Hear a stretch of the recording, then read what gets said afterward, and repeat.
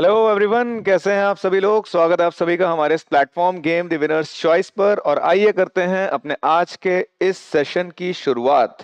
तो दोस्तों, जैसा कि आपको पता है, हम लोगों ने एक सीरीज की शुरुआत किया है जिसमें हम लोग क्वेश्चंस को डिस्कस करने की कोशिश करते हैं। हम लोग कुछ क्वेश्चंस की प्रैक्टिस करते हैं और हमारी पूरी कोशिश ये होती है कि इन क्वेश्चंस की हेल्प से आपके जो जीएस का पोर्शन है उसको रिवाइज किया जा सके। तो हम लोग लगभग 20 क्वेश्चंस लेकर के आते हैं हर सीरीज के। तो आज का हमारा टॉपिक क्या है? आज का हमारा टॉपिक है एंशिएंट हिस्ट्री। 20 क्वेश्चंस, और इन 20 क्वेश्चंस की हेल्प से कोशिश करेंगे जितना मेजर पोर्शन हमारा 1 से 1.25 घंटे की क्लास में कवर हो पाए। ठीक है। तो अगेन, आरआरबी जे 2024 के हिसाब से हम लोग इसको देख रहे हैं, लेकिन आप किसी भी एग्जाम के लिए अपेयर करना चाहते हैं तो ये आपके बहुत हेल्पफुल रहेगा। आपको एक चीज जो ध्यान रखनी है वो ये है कि हर संडे को ऑनलाइन मॉक टेस्ट होता है। दोस्तों, हमारे एप्लीकेशन पे आप जाइए, हर संडे को एक ऑनलाइन मॉक टेस्ट होता है। जब तक आरआरबी का सीबीटी 1 नहीं हो जा रहा तब तक हर संडे को आपको मिलता रहेगा। करना क्या है, सिंपल सा, आपको एप्लीकेशन डाउनलोड कर लेना है गूगल प्ले स्टोर पे जाकर के। गेम लाइव नाम है हमारी एप्लीकेशन का, इसको डाउनलोड कर लीजिए। बहुत सारा फ्री कंटेंट भी मिलेगा, पेड कोर्सेज भी हैं, प्रैक्टिस सेशंस मिलेंगे, सारी चीजें आपको यहाँ पे मिलेंगी। लेकिन सबसे ज्यादा जरूरी क्या है, ये फ्री मॉक टेस्ट ये जरूर लगाइए आप लोग। ये लगाने से क्या होगा ना यार, कि आपको अपना एक आइडिया लगता रहेगा कि आप किस लेवल पे हैं, आपको कितनी और मेहनत करने की जरूरत है, कौन से टॉपिक्स आपके छूट रहे हैं। मॉक्स लगाना और उनका एनालिसिस करना बहुत ज्यादा इंपॉर्टेंट है। ठीक है। चलो खैर, ये तो हो गई सारी बातें। अब हम करते हैं अपने आज के सेशन की शुरुआत। जैसा कि हमने बताया, हम लोग क्या कर रहे हैं, हम लोग पढ़ रहे हैं एंशिएंट हिस्ट्री के बारे में। और एंशिएंट हिस्ट्री की जब भी बात होती है तो जनरली हम शुरुआत करते हैं हड़प्पा के आसपास या उससे थोड़ा पहले से। तो आइए पहला क्वेश्चन देखते हैं क्या है। पहला क्वेश्चन कह रहा है, which statement is correct about Harappan civilization. Harappan civilization के हिसाब से इनमें से कौन सा स्टेटमेंट करेक्ट है? कौन कौन से स्टेटमेंट्स दिए हैं ये जरा देखते हैं क्या क्या है यहाँ पे। सबसे पहले तो बात हो रही है, दे हैड नॉलेज ऑफ अश्वमेध। यार देखो, अश्वमेध जो होता था, अश्वमेध यज्ञ होता था, उसके बारे में हमको पता है कि एंशिएंट हिस्ट्री का पार्ट है ये। बट ये हड़प्पन सिविलाइजेशन में होता था ऐसा बिल्कुल भी नहीं है। ये देखने को मिला है हमें वैदिक काल में। ठीक है। लेटर वैदिक पीरियड में हमको देखने को मिलता है अश्वमेध यज्ञ। तो ये इसका पार्ट नहीं है, ये तो क्लियर हो गया है। Cow was sacred to them. Cow specially as an animal उनके लिए सेक्रेट था, ये कहीं मेंशन नहीं है। हाँ, जानवरों की पूजा कर, जानवर उनके लिए सेक्रेट हुआ करते थे ऐसा लगता है। क्योंकि हम लोगों ने देखा है कि एक इंसान बैठा रहता है, एक कोई आदमी टाइप का बैठा रहता है, और इसके आसपास बहुत सारे जानवर बैठे हुए हैं। तो इस और वो सील बहुत ज्यादा कॉमन पाई गई है। तो इससे पता चलता है कि जानवरों की इंपॉर्टेंस थी यहाँ पर। बट काऊ स्पेशली सेक्रेट हो ऐसा कोई साक्ष्य नहीं मिला है हमको। काऊ सेक्रेट मिली है हमको कब? अगेन, जब वैदिक काल आया है। हड़प्पन सिविलाइजेशन में नहीं मिली है। ठीक है। He started respecting Pashupati. पहली बात तो यहां पर ही नहीं होना चाहिए, दे होना चाहिए था। ठीक है, बट स्टिल ठीक है, चल जाता है। पशुपति की बात हो रही है। क्या हो रही है? पशुपति की बात। जैसा कि मैंने आपको बताया कि कुछ सील्स ऐसी मिली हैं जिसमें कि कोई एक आदमी योगी टाइप का बैठा हुआ है, उसके आसपास बहुत सारे जानवर बैठे हुए हैं, उसको बोला जाता है पशुपति की सील है। माना जाता है कि यह महादेव को रिप्रेजेंट कर रही है, महादेव को रिप्रेजेंट करती थी ये सील। और ये चीज पाई गई है हड़प्पा सिविलाइजेशन में। ठीक है। तो ऑप्शन सी यहाँ के हिसाब से करेक्ट हो जाना चाहिए। और क्या है यहाँ पर? The culture was generally not stable. यार, अगर हम यहाँ के कल्चर की बात करते हैं तो एक बहुत ही ज्यादा स्टेबल कल्चर हम लोग को यहाँ देखने को मिल रहा था। बहुत ही अर्बनाइज तरीके से था। अर्बनाइजेशन यहाँ पर देखने को मिला है। अर्बनाइजेशन देखने को मिल रहा था। जब मिड हड़प्पन वैली सिविलाइजेशन चल रही थी उस समय तो पीक पे थे अर्बनाइजेशन के लोग। तो हम ये बिल्कुल भी नहीं कह सकते कि इनका कल्चर स्टेबल नहीं था। बहुत ही ज्यादा स्टेबल कल्चर यहाँ पर देखने को मिलता था। तो option C is going to be correct answer. आइए जरा कुछ बातें और जानने की कोशिश करते हैं। कुछ बातें और भी जान लेते हैं। और क्या बातें जाननी है यार इसमें, और समझते हैं। देखो, हड़प्पन सिविलाइजेशन की जब हम बात कर रहे हैं तो बात हो रही है Indus Valley civilization, Harappan civilization, ये सारी बातें। अब हिस्ट्री की जब हम शुरुआत करते हैं तो सबसे पहले जो है हम इसको कुछ युग में डिवाइड करते हैं। एक आता है हमारा पेलियोलिथिक,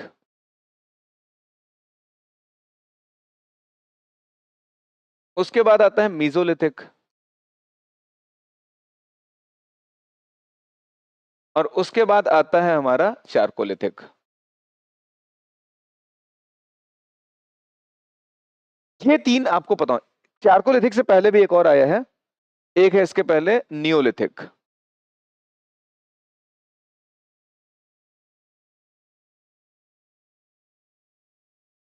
जहां पर भी आपको ये लिथिक वर्ड दिखाई पड़ जाए, जहां पर भी आपको ये लिथिक वर्ड दिखाई पड़ जाए, समझ लेना कि कहीं ना कहीं स्टोन की बात हो रही है।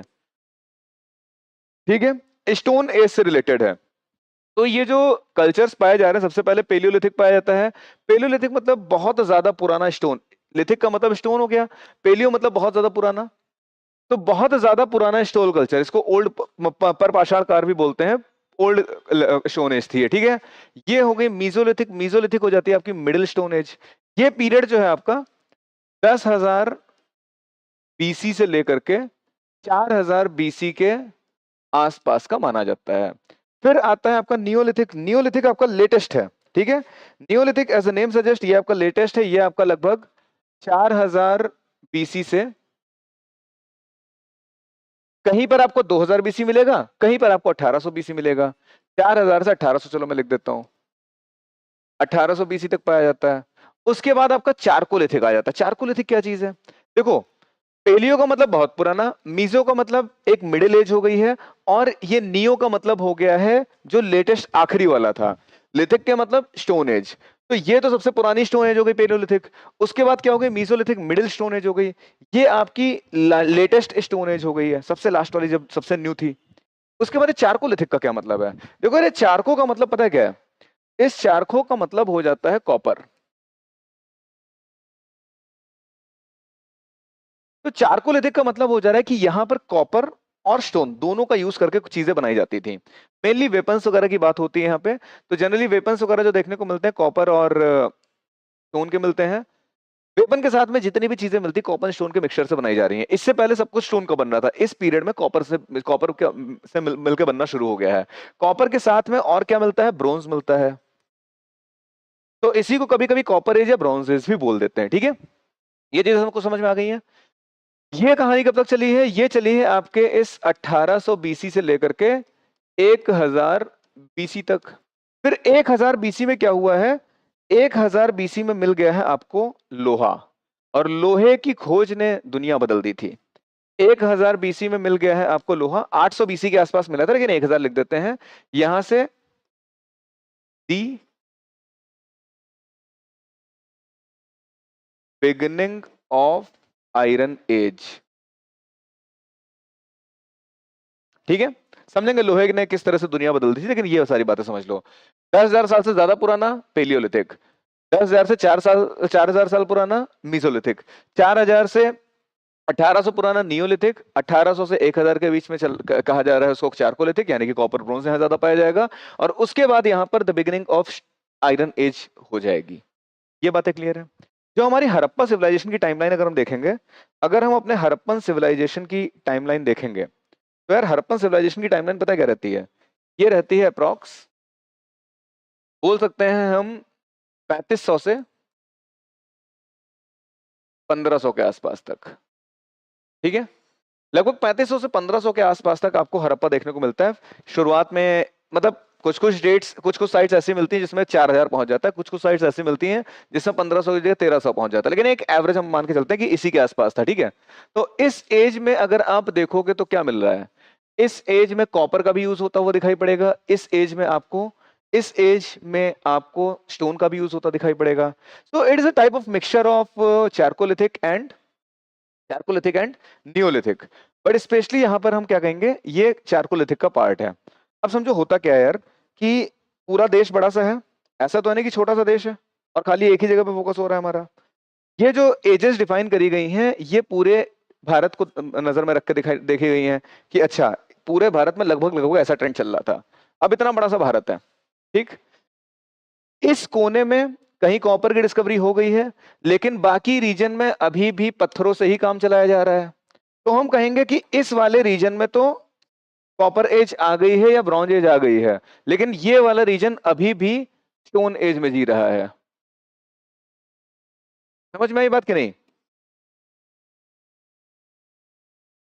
समझ में आ रही बात? तो इस एज में कॉपर मिल गया, बाकी पूरा रीजन अभी भी स्टोन एज में जी रहा है। या उसी टाइम पे पॉसिबिलिटी है कि इस ग्रुप में, इस एरिया में आयरन मिल चुका हो। तो हम कहेंगे कि ये वाले केस में आयरन एज चल रही है, इतने एरिया में आयरन एज चल रही है, इतने एरिया में कॉपर एज चल रही है, बाकी देश में अभी स्टोन एज चल रही है। तो इस तरह से होता है सारी चीजें। ये जो आपको एज डिफाइन करी गई है यहाँ पे, ये क्या है ना कि एक एवरेज ली गई है पूरे देश को ऑब्जर्व करने के बाद। तो कोई भी एकदम दिल से बात ना लेना कि सर ये कैसी बात बोल रहे हैं कि 1000 बीसी में आयरन कहाँ से आ रहा है, वो तो 800 या 600 में देखने को मिल रहा था। या यहाँ पर ना बोल देना कि सर ये 4000 से 1800 जब नियोलिथिक है और 1500 में हमारा हड़प्पा पूरी तरह से डिक्लाइन हो चुका है।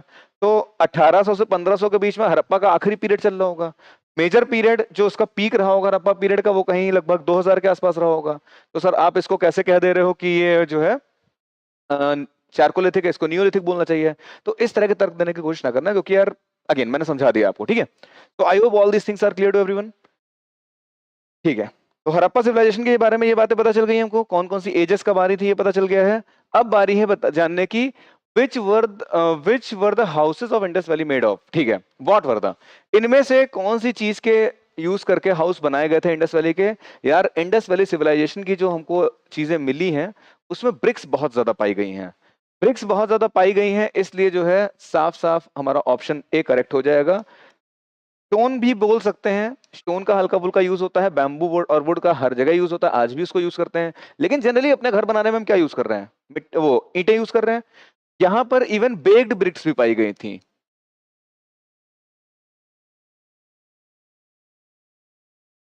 ब्रिक्स भी दो तरह से हो सकती है ना, कच्ची ईंट पक्की ईंट। तो ये पक्की ईंट होती है।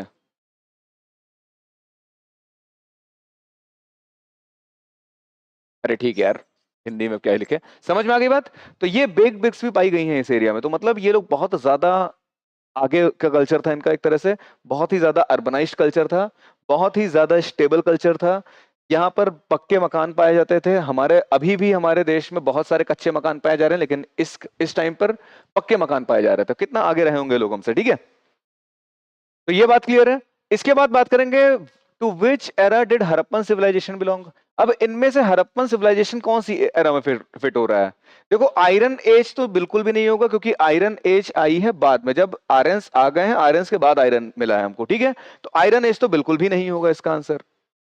अगर हम बात करें पेलियोलिथिक, पॉसिबल ही नहीं है, पेलियो तो सबसे पुराना वाला हो गया है।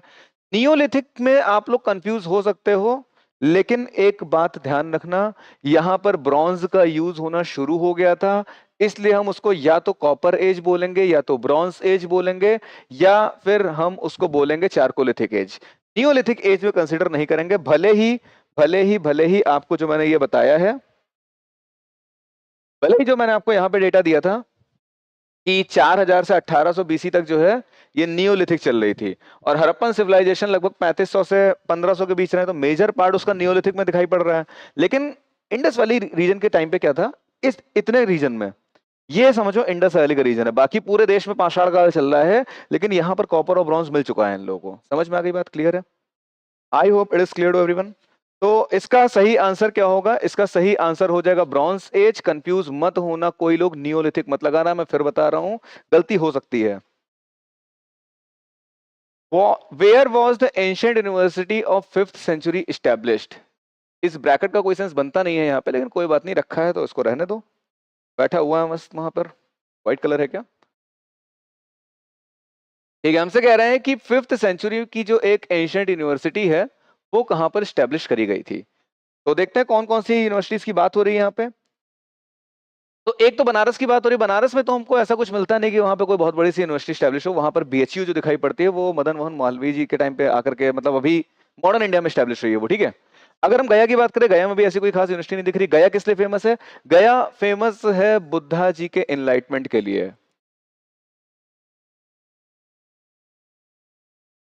एनलाइटमेंट ऑफ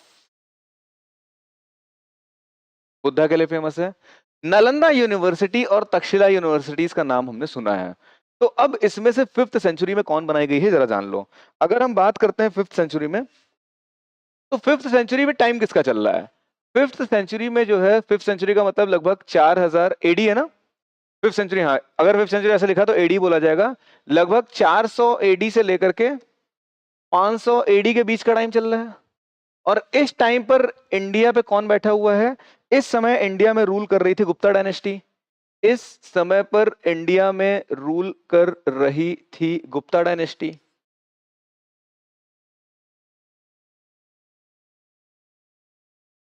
और इस पीरियड में एक यूनिवर्सिटी भी बनाई गई थी इंडिया में। इस पीरियड में एक बहुत फेमस यूनिवर्सिटी बनाई थी गुप्ता डायनेस्टी के लोगों ने, जिसका नाम था नालंदा यूनिवर्सिटी।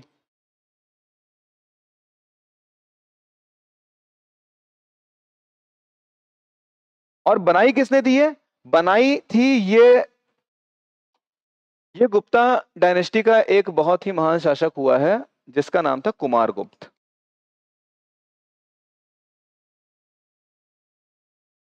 इसने बनाई थी। ठीक है, तो करेक्ट आंसर मुझे उम्मीद है आपको मिल चुका होगा। क्या है इसका? इसका करेक्ट आंसर होगा नालंदा यूनिवर्सिटी। तक्षशिला यूनिवर्सिटी किसने बनाई थी, आइडिया है कुछ? यार तक्षशिला यूनिवर्सिटी पता है बहुत ज्यादा एंशंट पड़ जाती है, कोई प्रॉपर वो साक्ष्य नहीं मिलते हैं किसने बनाई है। लेकिन कहानियों की बात करें, सारी चीजों को देखा जाए, सारी डेट्स और सब कुछ मैच किया जाए, तो ऐसा लगता है कि रामायण में जो भगवान प्रभु श्री राम थे, उनके एक बेटे हुआ करते थे लव, उन्होंने ये यूनिवर्सिटी बनवाई थी। ठीक है, तो ये करेक्ट आंसर फिलहाल नहीं है, और ये कोई बहुत ज्यादा प्रूवन बात नहीं है, बट हाँ माना जाता है कि उन्होंने यूनिवर्सिटी बनवाई थी, तक्षशिला यूनिवर्सिटी। तो ये हमारा आंसर ऑप्शन सी हो जाएगा। तो गुप्ता डायनेस्टी के बारे में बातें पता चली, और जरा गुप्ता डायनेस्टी के बारे में कुछ बातें और देख लेते हैं। और जरा गुप्ता डायनेस्टी के बारे में कुछ बातें और देख लेते हैं।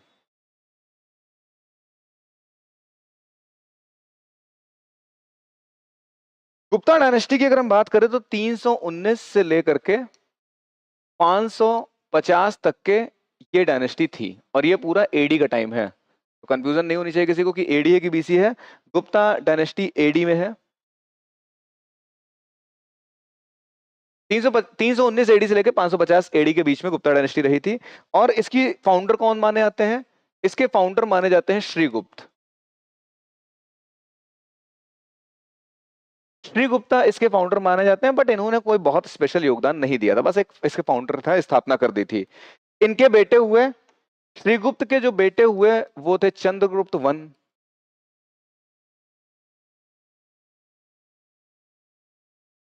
चंद्रगुप्त बहुत फेमस नाम है हिस्ट्री में, दो तीन जगह यूज होता है।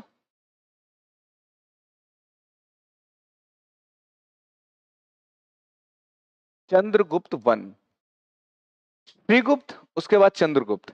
चंद्रगुप्त के एक बेटे हुए जिनका नाम है समुद्रगुप्त। चंद्रगुप्त के एक बेटे हुए जिनका नाम है समुद्रगुप्त।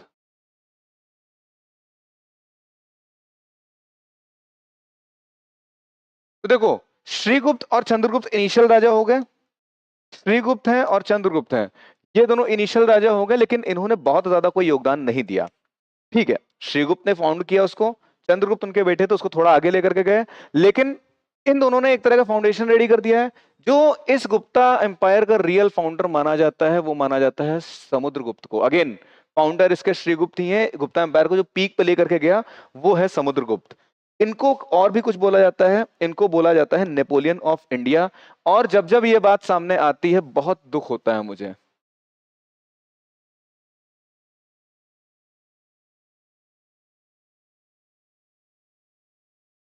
नेपोलियन ऑफ इंडिया, दुख यार इसलिए होता है मुझे कि समुद्रगुप्त ना, नेपोलियन के जो पुश्ते थी वो कायदे से अभी चलना भी नहीं सीखी थी। पुश्ते नहीं, उनके पूर्वज कायदे से चलना भी नहीं सीखे थे। उस समय समुद्रगुप्त ने बहुत बड़े बड़े काम कर दिए थे। तो कायदे से नेपोलियन को बोलना चाहिए समुद्रगुप्त ऑफ फ्रांस। फ्रांस नहीं, कहाँ का था नेपोलियन? नेपोलियन फ्रांस का नहीं था यार, ये रोम साइड का था ना। फ्रांस में तो अपना अलग सीन था। ठीक है, तो नेपोलियन को बोलना चाहिए समुद्रगुप्त ऑफ यूरोप। लेकिन हम क्या बोलते हैं? समुद्रगुप्त को बोलते हैं नेपोलियन ऑफ इंडिया, जो कि बहुत ही ज्यादा गलत बात है, लेकिन कोई बात नहीं, इस तरह से इतिहास पढ़ाया गया है तो हम लोग क्या कर सकते हैं। तो इसको बोला जाता है नेपोलियन ऑफ इंडिया। ये कौन से पीरियड में था? ये कौन से पीरियड में पता है? इसकी टाइमलाइन देख लो क्या है। ये जो है आपका 335 था शायद, यस। 335 से लेकर के इसका टाइम पीरियड चला है 380 एडी तक। 319 में इसकी स्थापना हुई, 19 का मतलब 20 लगभग पहुंच गया। अगले 15 साल में दो राजा रहे, श्रीगुप्त और चंद्रगुप्त। इन लोगों ने इनिशियल फाउंडेशन बनाई। मेन काम गुप्ता एम्पायर का जो आगे लेकर के जाने वाला राजा था वो था समुद्रगुप्त। इसने बहुत ज्यादा कुछ किया। ठीक है, समुद्रगुप्त के बाद कौन आया है? समुद्रगुप्त के बाद आया है, समुद्रगुप्त के बाद फिर से एक इंसान आया है जिसका नाम है चंद्रगुप्त, इन्हीं का बेटा है। इन्हीं का बेटा है चंद्रगुप्त टू।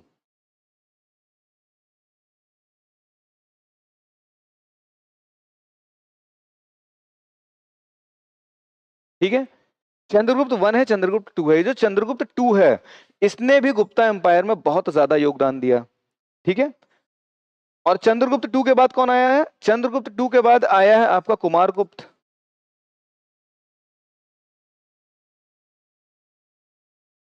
इस कुमारगुप्त ने ही आपकी नालंदा यूनिवर्सिटी बनवाई थी। इस कुमारगुप्त ने ही नालंदा यूनिवर्सिटी बनाई थी।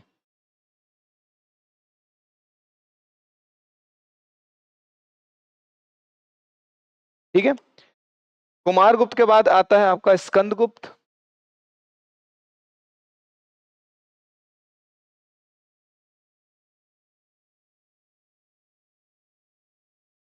स्कंदगुप्त तक जो है गुप्ता एम्पायर ठीक ठाक चला। स्कंदगुप्त ने इंडिया को डिफेंड भी किया, बहुत ज्यादा स्ट्रांगली तो नहीं कर पाया, लेकिन हाँ एक ठीक ठाक माहौल बना करके रखा है स्कंदगुप्त तक।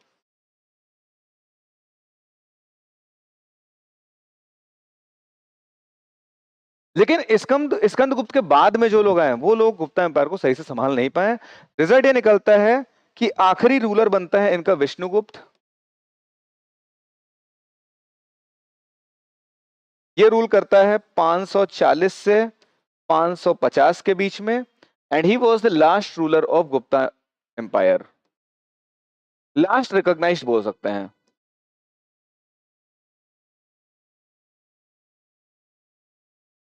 ठीक है, बहुत ज्यादा काम नहीं किया था, वीक रूलर रहे थे सारे, जो लेटर गुप्तास रहे थे सारे ही वीक रहे थे।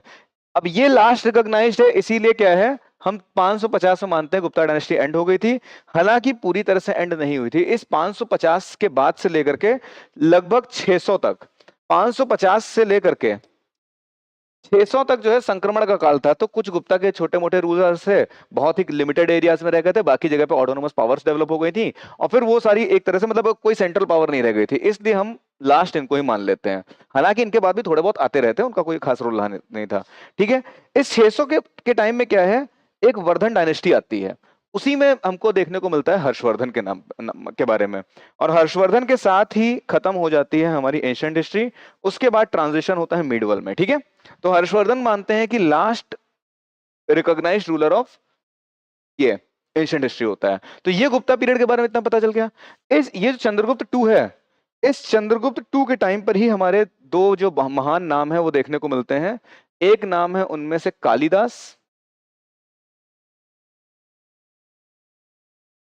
और दूसरा नाम है आर्यभट्ट। ये दोनों नाम यहीं पे देखने को मिलते हैं। तो नेपोलियन ऑफ इंडिया किसको कहा जाता है? समुद्रगुप्त को कहा जाता है। और चंद्रगुप्त टू क्या है? बहुत महान राजा है, इसने जो है चंद्रगुप्त विक्रमादित्य का टाइटल भी लिया था। कालिदास और आर्यभट्ट इसी के टाइम पे थे, इसने 9 जेम्स रखना शुरू किया था। चंद्रगुप्त ने भी अपने राज्य में 9 जेम्स रखने को शुरुआत करी थी। यही चीज हम लोग अकबर के में देखते हैं नवरत्न के नाम से। अभी कौन सा साल चल रहा है? लगभग चल रहा है ये 1400 समथिंग है ना, सॉरी 400 समथिंग चल रहा है जब चंद्रगुप्त टू है यहाँ पर। और इसके लगभग लगभग मान लो 1200 साल के बाद आपको देखने को मिलता है अकबर। जैसे चंद्रगुप्त ने 9 जेम्स रखे हैं, वैसे ही 1200 साल बाद अकबर आएगा, वो भी नवरत्न रखेगा अपने उसमें दरबार में। ठीक है, तो ये पूरी कहानी चल रही है, ये इतना आपको पता होना चाहिए। मैंने आपको एक लिस्ट बता दी है, बाकी गुप्ता डायनेस्टी पढ़ेंगे तो अपने आप में बहुत वास्ट है। इसको स्वर्णिम काल बोला जाता है। ठीक है, हिंदू डायनेस्टी थी ये, इसको स्वर्णिम काल बोला जाता है, गोल्डन एरा बोला जाता है। वुमेन्स की कंडीशन ठीक थी, अच्छी थी, यहां तक अच्छी थी। उसके बाद फिर डिक्लिनेशन शुरू हो गया था। ठीक है, कारण क्या था? स्कंदगुप्त जो था वो इनका एक लास्ट ठीक ठाक रूलर था, लेकिन स्कंदगुप्त भी उतना अच्छा चीजें आगे कैरी ऑन नहीं करा। मतलब जब उसने पास किया आगे वाली पीढ़ियों को तो उतना अच्छे से ट्रेन नहीं थी आगे वाली पीढ़ियां। तो इसने इंडिया को बचाया हुंस से, हुंस के अटैक से स्कंदगुप्त ने तो बचा लिया। स्कंदगुप्त के बाद सेंट्रल एशिया की कुछ ट्राइब्स थी, नोमैडिक ट्राइब्स थी, जो घूमती भटकती रहती हैं, जिनका नाम हुन था। बहुत ही क्रूर ट्राइब्स थी, उन्होंने इंडिया पे आक्रमण कर दिया, और ये गुप्ता एम्पायर जो पूरे इंडिया पे पहुंच रहा था, लगभग नॉर्थ इंडिया पूरा कवर कर रहा था, वो सिमट के थोड़ा सा रह गया खाली। समझ में आई बात? तो people, I hope all these things are clear to everyone. और इसी के साथ हम बढ़ते हैं कहानी में आगे, देखते हैं आगे की कहानी। और अभी तक जितने क्वेश्चंस कर चुके हैं उनके बारे में हमने बहुत सारी डिटेल्स फैक्ट्स नोटिस कर लिया। तो नालंदा यूनिवर्सिटी क्वेश्चन नंबर 4 का आंसर था। इसके बाद क्वेश्चन नंबर 5 आएगा। क्वेश्चन नंबर 5 हमसे कहेगा that in which year was Harappan civilization discovered. देखो यार, जब बात हड़प्पन सिविलाइजेशन की आती है। तो इतना जान लो कि हड़प्पन सिविलाइजेशन नाम इसलिए दिया गया है क्योंकि खुदाई हो रही थी, वहां पे जो पहली साइट मिली थी उसका नाम हड़प्पा था। ठीक है, तो क्या हुआ है, पहली साइट मिली है जिसका नाम है हड़प्पा। उसके बाद कुछ समय उसके अगले ही साल एक और खुदाई हुई, वहां पर जो साइट मिली उसका नाम रखा मोहनजोदारो।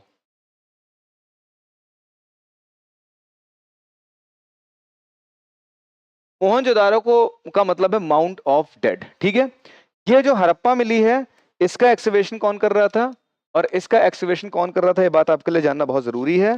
जो पहला वाला है उसके लिए कर रहे थे are D Banerjee, sorry Dayaram सिंहानी, और दूसरे वाले के लिए आर डी बनर्जी।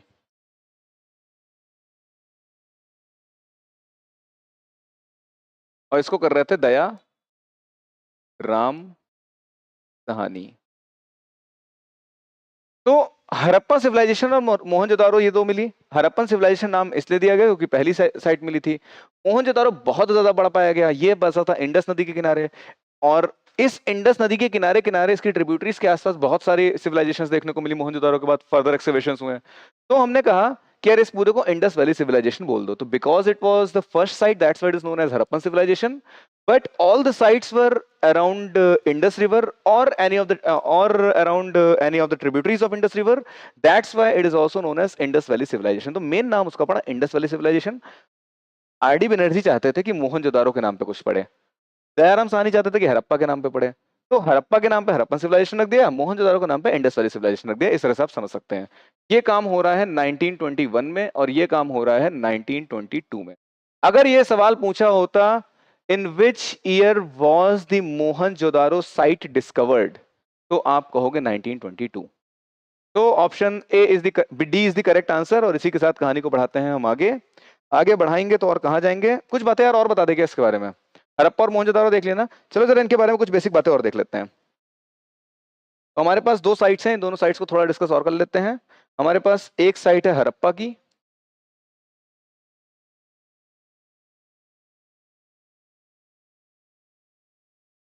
दूसरी है मोहनजोदारो।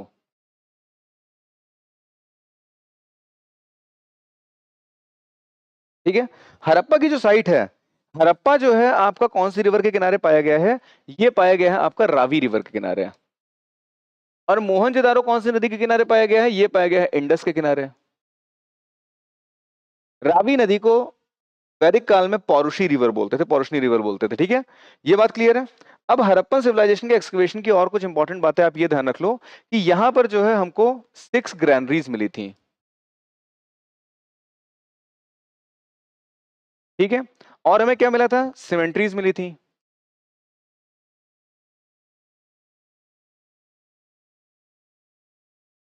और हमको यहां पर मिला था सिंबल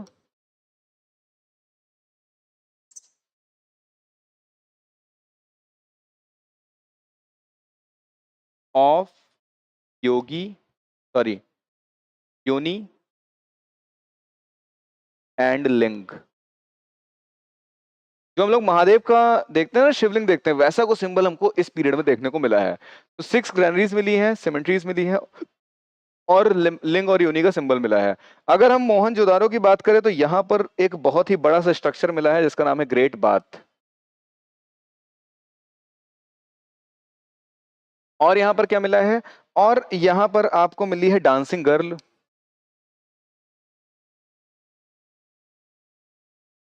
और यहाँ पर आपको मिला है योगी की सील।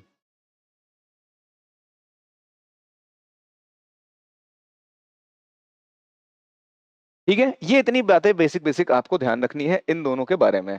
आई होप इतना सब कुछ क्लियर हो गया है, सबको क्लियर है। तो मोहनजोदारो और इंडस के बारे में क्लियर है, डांसिंग गर्ल हो गई है, योगी सील हो गई है, ग्रेट बात है, इधर सिंबल ऑफ योगी लेना है। ठीक है, एक बात और ध्यान रख लो, ये जो डांसिंग गर्ल मिली है ना आपको, ये ब्रोंज की बनी हुई थी। एक छोटी सी लड़की है, इतनी बड़ी सी लगभग मूर्ति है, उसने एक हाथ अपना इस साइड में रख करके इस तरह से खड़ी हुई है, और इस तरह से उसका बायां हाथ है। ठीक है, बाएं हाथ में उसने कुछ बैंगल्स पहन रखे हैं, तो उस तरह की एक मिली है हमको वहां पर ब्रॉन्ज की। So people, I hope all these things are clear to everyone. ये बातें क्लियर हैं। देखो यार, मेरी कोशिश ये है कि इन 20 क्वेश्चन के माध्यम से जितना मैक्सिमम कवरेज हो सके आपकी करा दी जाए। हालांकि इसके अलावा बहुत सारी चीजें, मैं बिल्कुल भी ये नहीं कह रहा हूं कि मैं पूरी एंशिएंट हिस्ट्री आपको पढ़ा दूंगा इन 20 क्वेश्चंस में, लेकिन जितना पॉसिबल हो सकता है उतना मैक्सिमम रिवीजन आपका इसमें हो जाएगा।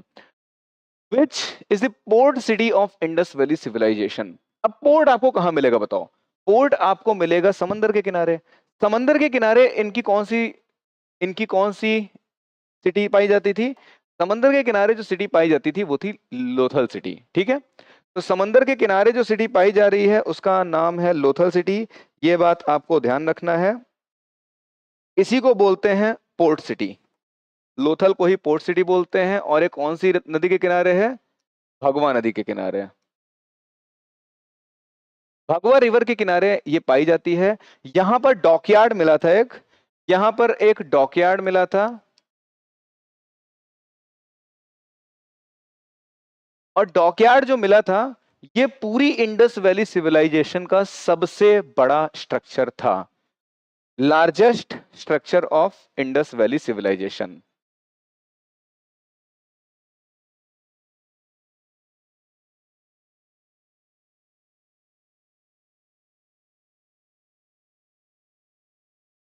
ठीक है, ये हो गई कहानी। तो हम लोगों ने देख लिया है लोथल के बारे में। यहाँ डॉकयार्ड मिला था, यहां पर और क्या मिला है? ठीक है, जो कालीबंगन आप देख रहे हो ये कहाँ की है? अब लोथल आपका कहाँ है? लोथल गुजरात में है। ठीक है, लोथल कहाँ होगी? समंदर के किनारे। समंदर के किनारे हमको गुजरात में मिलेगा। इंडस रिवर को अगर आप देखोगे तो जाकर के ऐसे जा रही है तो गुजरात और कराची के साइड में ही आपको मिलेगा इस तरह से, है ना? तो लोथल कहीं गुजरात के पास था आपका। अगर हम कालीबंगन की बात करें तो कालीबंगन आपका राजस्थान में है।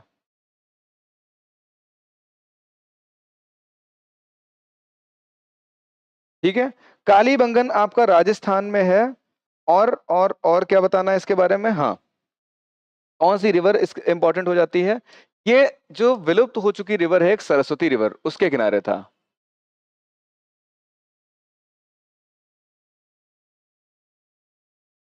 आज उस रीजन से घग्गर रिवर फ्लो करती है, उस समय वहां से सरस्वती रिवर फ्लो करती थी। सरस्वती रिवर के किनारे कालीबंगन पाया गया था।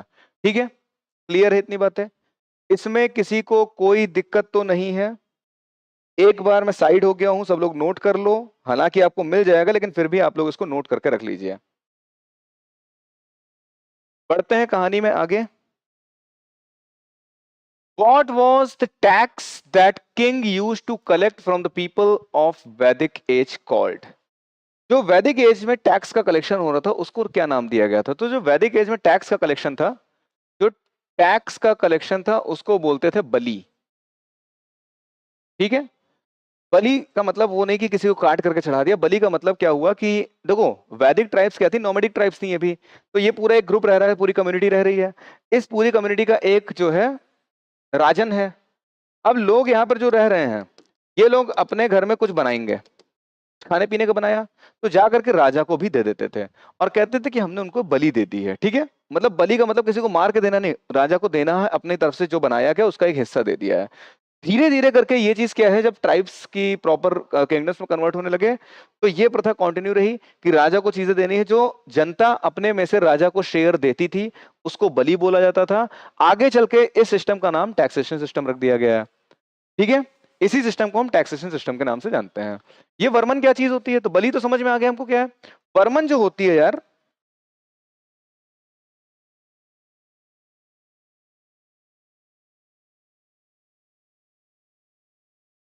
आप लोगों ने अगर पुरानी मूवीज नहीं, पुराने अगर मतलब जैसे सीरियल्स देखे होंगे महाभारत रामायण टाइप के, तो एक ढाल टाइप की होती थी। एक हाथ में तलवार होती थी, एक हाथ में ढाल होती थी।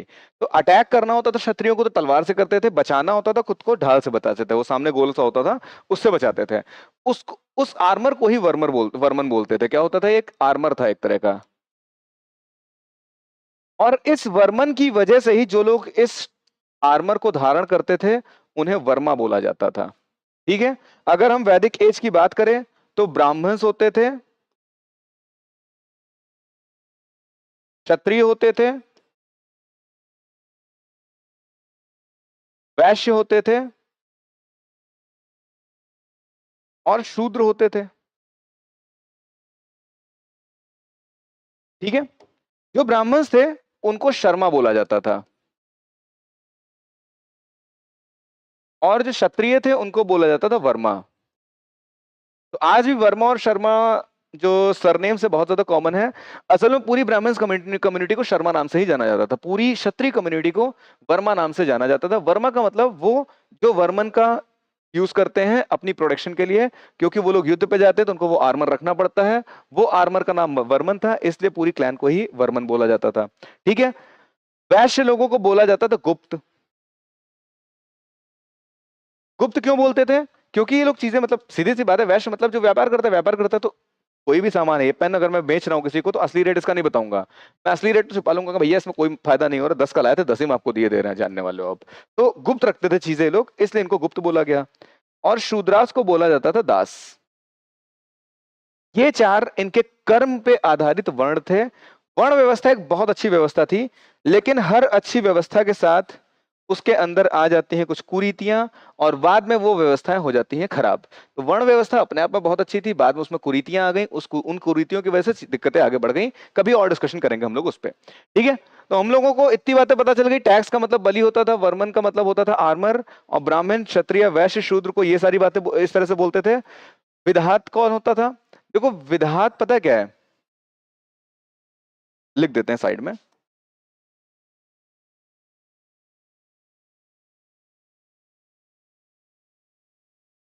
कोई जरूरत नहीं है।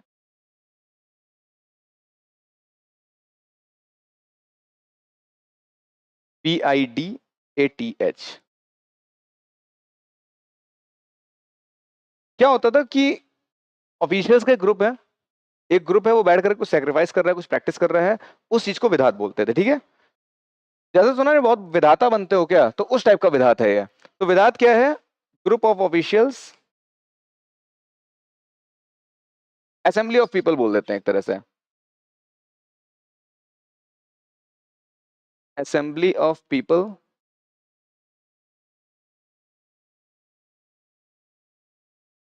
Offering some sacred things. Assembly of people ही खाली बोल देते हैं, तो ये था विधात। जनरली ये क्षत्रिय और ये ब्राह्मण लोग ही होते थे, विधात बोला जाता था इन लोगों को। और टैक्सेस का मतलब तो हम लोग को समझ में आ रहा है। मेन हमारा क्वेश्चन था बलि के बारे में पूछा गया था, लेकिन हमें वर्मन भी पता होना चाहिए, हमें विधात भी पता होना चाहिए, हमको ये क्लैंस भी पता होनी, ये वर्ण व्यवस्था भी पता होनी चाहिए। और ये सारी चीजों के बाद मैं आपको कुछ बातें और बताना चाहता हूँ, कुछ बातें और बताना चाहता हूं, कुछ टर्म्स और पूछे जा सकते हैं। जैसे यहां तो पूछा गया बलि क्या है, उसी तरह से आपसे पूछा जा सकता है कि ग्रामिनी क्या होता है।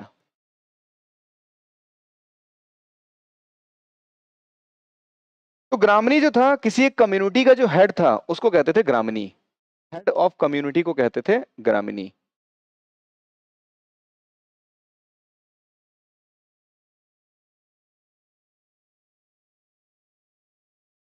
ठीक है। ग्रामनी के बाद आपसे पूछा जा सकता है कि रीत क्या होता है। जैसा आप लोगों ने सुना होगा, रघुकुल रीत सदा चली आई, प्राण जाए पर वचन न जाए। लोग कहते हैं कि यही रीत है यार, यही होता है, कुछ रीत जगत की ऐसी है, हर एक सुबह की शाम हुई। तो रीत का मतलब हो गया कि कुछ नेचर के लॉज हैं जो चलेंगे ही चलेंगे, तो नेचुरल लॉज कह सकते हैं एक तरह से। रीत का मतलब एक तरह से क्या हो गया, नेचुरल लॉज। ये सारे टर्म्स आपसे पूछे जा सकते हैं, इसलिए मैं इनको कवर कर रहा हूं, प्लीज नोट जरूर कर लेना यार इनको। ठीक है। उसके बाद रीत के बाद कौन सा वर्ड आ जाएगा, मैं सब अलग से नोट करके लाया था आपको बताने के लिए, क्योंकि ये सब बहुत ज्यादा पूछे जाने वाले टर्म्स हैं। कुल। कुल का मतलब क्या है? कुल का मतलब एक फैमिली हो गई, एक पूरी फैमिली की लीनेज जो आ रही है उसको कुल बोल देते हैं। एक पूरी फैमिली की जो लीनेज चली आ रही है उसको बोल देते हैं कुल।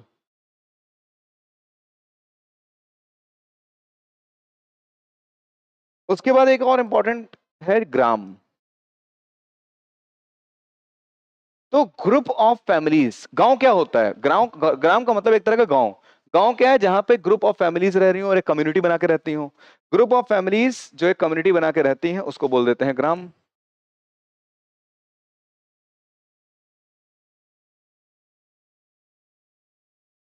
और इस ग्रुप का जो हेड था वो कहलाता था ग्रामिनी। ठीक है, इतनी बातें।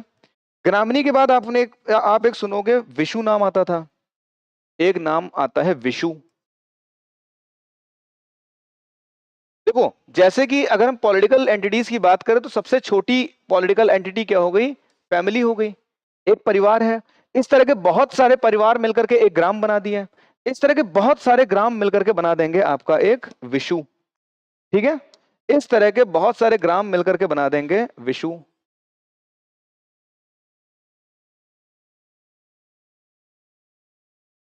समझ में आई कि नहीं आई? ये इतने टर्मिनोलॉजीज क्लियर है। इसके बाद कुछ टर्मिनोलॉजी और है, वो भी देख लो। यार देखो, ये टर्मिनोलॉजी बहुत पूछी जाती हैं, कुछ कोई ना कोई किसी ना किसी पेपर में पूछ दिया जाता है, इसलिए ये टर्मिनोलॉजीज आपको पता होनी चाहिए।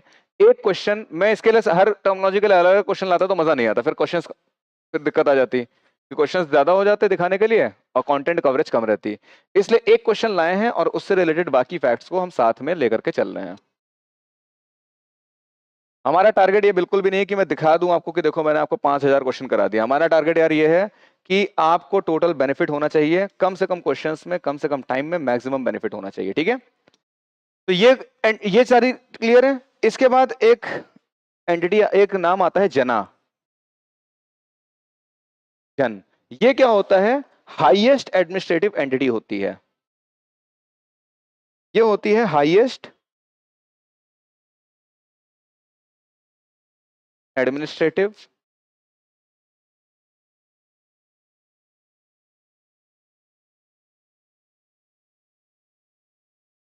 सर्टिफिकेशन।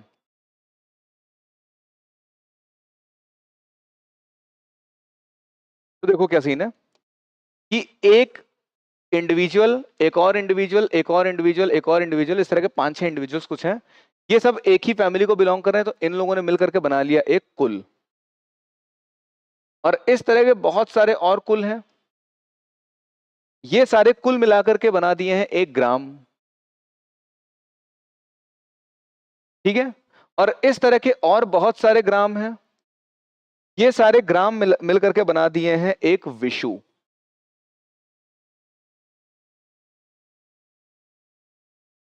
ठीक है, और जैसे ये विशु है, इस तरह के और विशुज होंगे, सॉरी, इस तरह के और विशुज होंगे। डायग्राम बना लेना, ध्यान रखने में आसानी रहेगी। इस तरह के और विशु होंगे बहुत सारे, इस तरह के और बहुत सारे विशु होंगे। एक और विशु हो गया, एक और विशु हो गया, एक और विशु हो गया। ये सारे विशुज एक साथ जब इकट्ठा होंगे तो इनका एक लीडर होना चाहिए। वो जो लीडर कहलाएगा, वो कहलाएगा, वो जो एक लीडर होगा इन सबका, उसको बोला जाएगा जन। ये पूरी एक सबसे बड़ी एंटिटी हो गई जन। तो एक जन इधर हो गया, इसी तरह का एक और एंटिटी हो जाएगी जन की। इस तरह के अलग कोई और विशु है, उसका कोई एक लीडर टाइप का हाईएस्ट एकेडमिक बता रहे हैं, एडमिनिस्ट्रेटिव ऑर्डर होगा, उसको जन बोल देंगे। इस तरह के और बहुत सारे जन होंगे। एक जन ये हो गया, इसी तरह से एक और जन होगा, इसी तरह से एक और जन होगा, इसी तरह से एक और जन होगा। और जो इन सभी जन को लीड करेगा, जो इन सभी जन को लीड करेगा, उसको बोल देंगे राजन। समझ में आई बात? अभी राजन अपने आप में एक पूरी ट्राइब हो गई है। ये ट्राइब किसी और ट्राइब से लड़ाई करेगी, इस राजन को सारी चीजों का एडमिनिस्ट्रेशन संभालना। तो ये एक तरह का एडमिनिस्ट्रेटिव ग्राफ है कि ये पूरा एक कंट्री हो गई एक तरह से। इसका हेड कौन है? राजन है। इस कंट्री के अलग अलग प्रदेश हो गए हैं जिनको जन बोला गया है। इस जन में क्या है? अलग अलग डिस्ट्रिक्ट्स हैं जिनको विशु बोला गया है।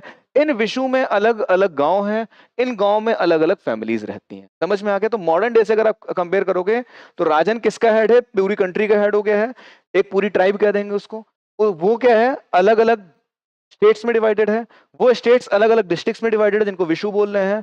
वो विशु अलग अलग ग्राम में डिवाइडेड है, डिस्ट्रिक्ट अलग अलग सिटीज और गांव में डिवाइडेड होता है। फिर वो गांव अलग अलग फैमिलीज में डिवाइडेड है। ये पूरा स्ट्रक्चर जो आप देखते हो आज की डेट में वही है, बस इनके नाम कुछ और हैं यहाँ पे। ठीक है, तो जन के बाद जो नाम आता है वो होता है राजन, जो सबसे बड़ा होता है इनमें। ठीक है, एक मिनट रुकना यार, ये पेन की निब गिर गई थी। तो ये चीज क्लियर हो गई सबको? ये चीज ध्यान रखना, पूरा इनका सोशल ऑर्डर कैसा था। ये किन लोगों का है? ये अर्ली वैदिक पीरियड में बता रहा हूँ, लेटर वैदिक नहीं बता रहा हूँ, ये अर्ली वैदिक पीरियड का टाइम है। तो अर्ली वैदिक पीरियड की ये पूरी कहानी है और इसके बाद हम कहानी को बढ़ाएंगे आगे। तो अभी तक 8 क्वेश्चन हुए हैं और मुझे लग रहा है कि आपने बहुत ज्यादा 8 क्वेश्चन के हिसाब से देखा है तो काफी सारी चीजें आपने रिवाइज कर ली हैं, नोट्स बना कर रख लिए होंगे, इनको याद कर लिया होगा। प्लीज याद जरूर कर लेना है सारी चीजें। In what in what can the origin of Indian music be traced? अब इंडियन म्यूजिक की ओरिजिन कहां से देख सकते हैं? ऑप्शन में क्या क्या है हमारे पास ऋग्वेदा है, यजुर्वेदा है, सामवेद है और अथर्ववेद है। ये क्वेश्चन का आंसर मैं नहीं दूंगा। मैं आपको क्या बताऊंगा? मैं आपको इन वेदों के बारे में बताऊंगा। ऋग्वेदा है, यजुर, साम और अथर्व। ठीक है, तो इन वेदों के बारे में थोड़े बातें जान लेते हैं और उसके बाद ये आंसर आप लोग खुद ही दे लोगे। बहुत ज्यादा मोटा हो गया है थिकनेस इसकी, डिलीट करो।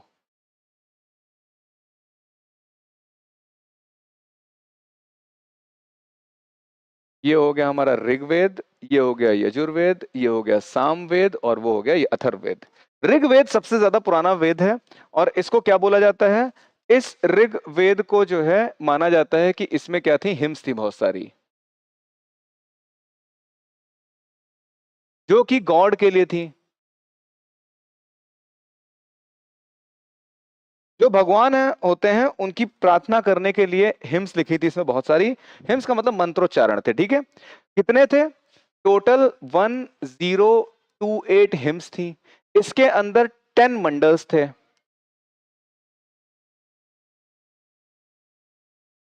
दो मंडल जैसा लग रहा है, इसको थोड़ा स्पेस दे देते हैं। 10 मंडल्स थे। इन 10 मंडल्स में से जो पहला मंडल है और जो 10वां मंडल है, ये सबसे आखिरी में लिखा गया है, बाकी बीच के पहले लिखे गए थे। ठीक है, बीच वाले मंडल पहले लिखे गए हैं। जैसे आप थर्मोडायनेमिक्स के लॉ पढ़ते हो तो पहले से पढ़ते हो जीरोथ लॉ आया, बाद में पहले आता है फर्स्ट लॉ, बाद में बदलता है। जीरोथ लॉ भी होना चाहिए था, तो जीरोथ लॉ बाद में आया, फर्स्ट लॉ बाद में आया, पहले आया। वैसे ये क्या है कि इसके बीच के 2 से लेकर के 9 तक के मंडल पहले आए थे और पहला और 10वां सबसे आखिरी में आया है। सेकंड मंडल से लेके 7th मंडल तक सबसे ज्यादा पुराने हैं। 8th 9th बाद में ऐड हुए, फर्स्ट और 10th सबसे बाद में ऐड हुए। ठीक है, अब इसी में आपको जो है थर्ड मंडल जो होता है, इसी में जो थर्ड मंडल है,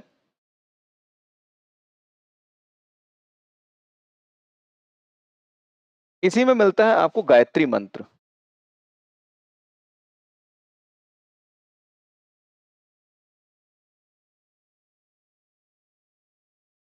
ठीक है, इसी में आपको ऋग्वेद में क्या मिलता है जानने को? ऋग्वेद में ही आपको पता चलता है विश्वामित्र की कहानी।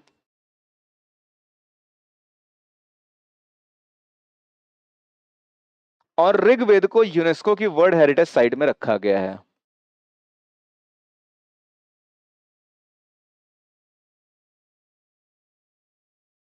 ठीक है, मतलब वर्ल्ड हेरिटेज साइट नहीं बोलेंगे इसको, यूनेस्को ने घोषित किया है कि हाँ भाई ये एक ऐसी किताब है जिसको वर्ल्ड हेरिटेज माना जाना चाहिए और इसको हेरिटेज है तो इसको प्रिजर्व करके रखो। तो यूनेस्को से इसको हेरिटेज का दर्जा प्राप्त है।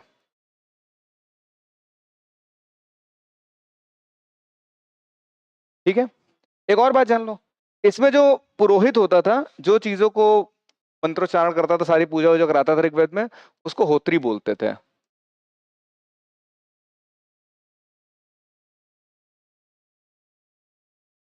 ठीक है, उसके बाद बारी आई यजुर्वेद की। जितने आपके रिचुअल्स हैं वो सारे आपको इसी यजुर्वेद में देखने को मिलते हैं। जितना भी आपने रिचुअल्स देखे हैं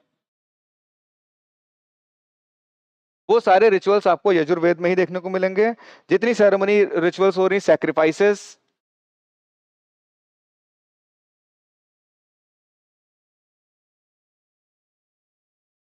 एनिमल्स का सैक्रिफाइस वगैरह सब इसी में देखने को मिलता है आपको यजुर्वेद में ही।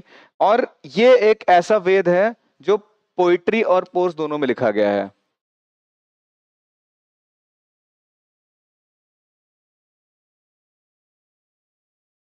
लिटरेचर लिखने की दो कलाएं होती हैं, पोर्स और पोइट्री, तो पोइट्री पोर्स दोनों में लिखा है। इसके दो पार्ट्स हैं।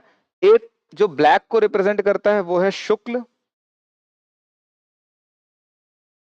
जो व्हाइट को रिप्रेजेंट करता है सॉरी, जो ब्लैक को रिप्रेजेंट करता है उसको बोलते हैं, क्या बोलते थे? श्याम। और जो व्हाइट को रिप्रेजेंट करता है उसको बोलते हैं शुक्ल। ये बातें हो गई। सामवेद की अगर हम बात करें तो यार सामवेद में क्या है ना, इसको हम लोग बोलते हैं बुक ऑफ मेलोडी।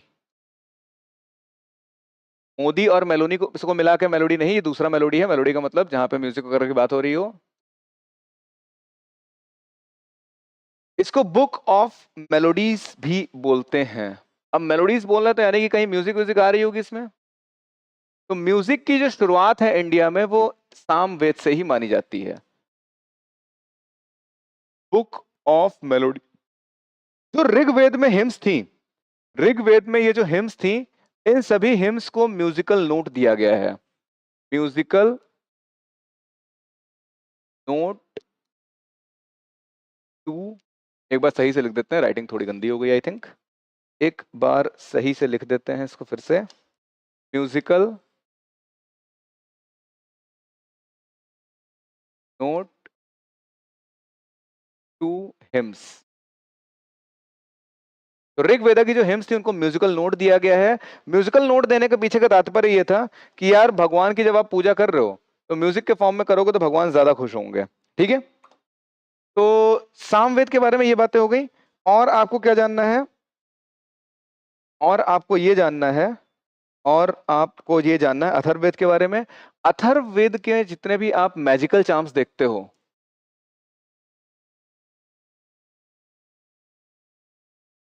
वो सब अथर्ववेद से निकले हैं। ठीक है, अथर्ववेद में से ही आयुर्वेद निकला है। पूरी दुनिया में मेडिसिन के ऊपर सबसे पुरानी किताब जो है आयुर्वेद निकल रही है। ठीक है, अथर्ववेद नॉन ब्राह्मिकल है।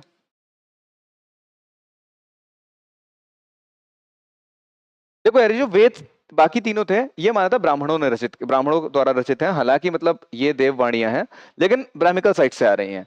अथर्ववेद जो है नॉन ब्राह्मिकल माना जाता है, और बहुत जगह माना जाता है कि अथर्ववेद जो है स्वयं महादेव ने लिखा था। ठीक है, इसमें मैजिकल चार्म्स जितने भी हैं, जितना आपका काला जादू टाइप की चीजें वो सब इसमें देखने को मिलती हैं। मैजिक पे बहुत ज्यादा फोकस किया गया है। आयुर्वेद इसी में से निकला है, नॉन ब्राह्मिकल वेद माना गया है इसको। ये सारी कहानी चल रही है इसमें। और इसमें क्या खास बात है, हाँ, जैसे होत्री होता है इसका पुजारी, जैसे होत्री होता है हमारा ऋग्वेद का पुजारी, वैसे ही सामवेद का जो पुजारी है उसको उद्गात्री बोलते हैं। जो इसका पुरोहित होता है उसको उद्गात्री बोलते हैं। ठीक है, तो ये इतनी चीजें आपको पता चल गई। अब इसका जो सही आंसर रहेगा, आई होप आप सबको अब तक पता चल चुका होगा। सही आंसर होगा इस क्वेश्चन का, सही आंसर होगा इस क्वेश्चन का, मैं नहीं बताता, आप लोग बताओ, आप लोग देख के बताओ क्या होगा। ठीक है, चलो खैर चलते हैं आगे।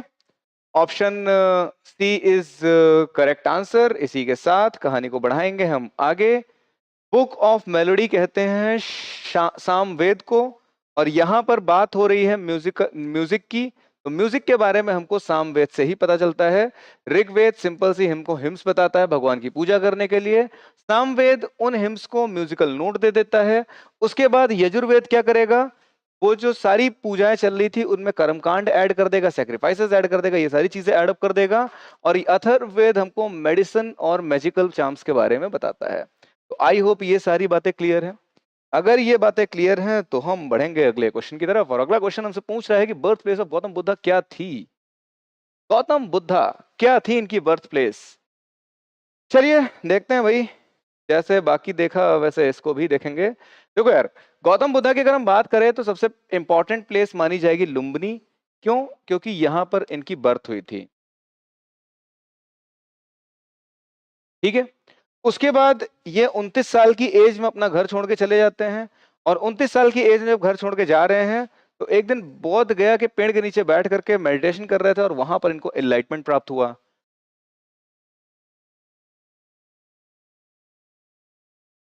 तो एनलाइटमेंट कब प्राप्त, कहाँ प्राप्त हुआ है, बौद्ध गया में इनको प्राप्त हुआ है।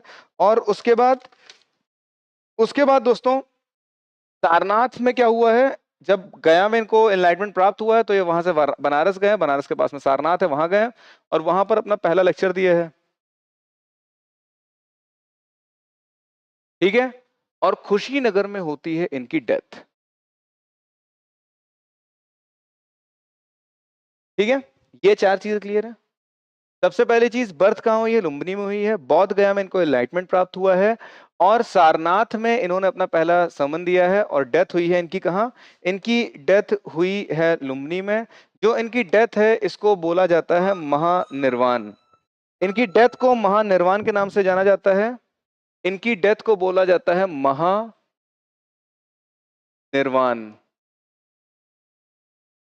ठीक है।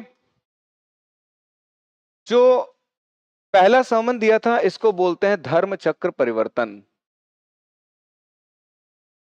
धर्म चक्र परिवर्तन। ठीक है। तो ये दोनों इंपॉर्टेंट इवेंट्स, आप ये चारों इंपॉर्टेंट इवेंट्स आपको ध्यान रखने हैं।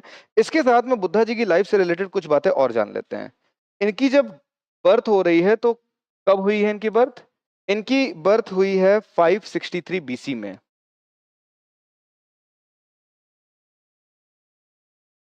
और डेथ कब हो रही है इनकी? इनकी जो डेथ हो रही है कुशीनगर में वो हुई है दोस्तों 483 बीसी में। तो इनका जो टाइम पीरियड क्या रहा है? 563 से 483, यानी कि ये 80 साल जो है इनका रहा है लाइफ साइकिल। और इस 80 साल की एज में ही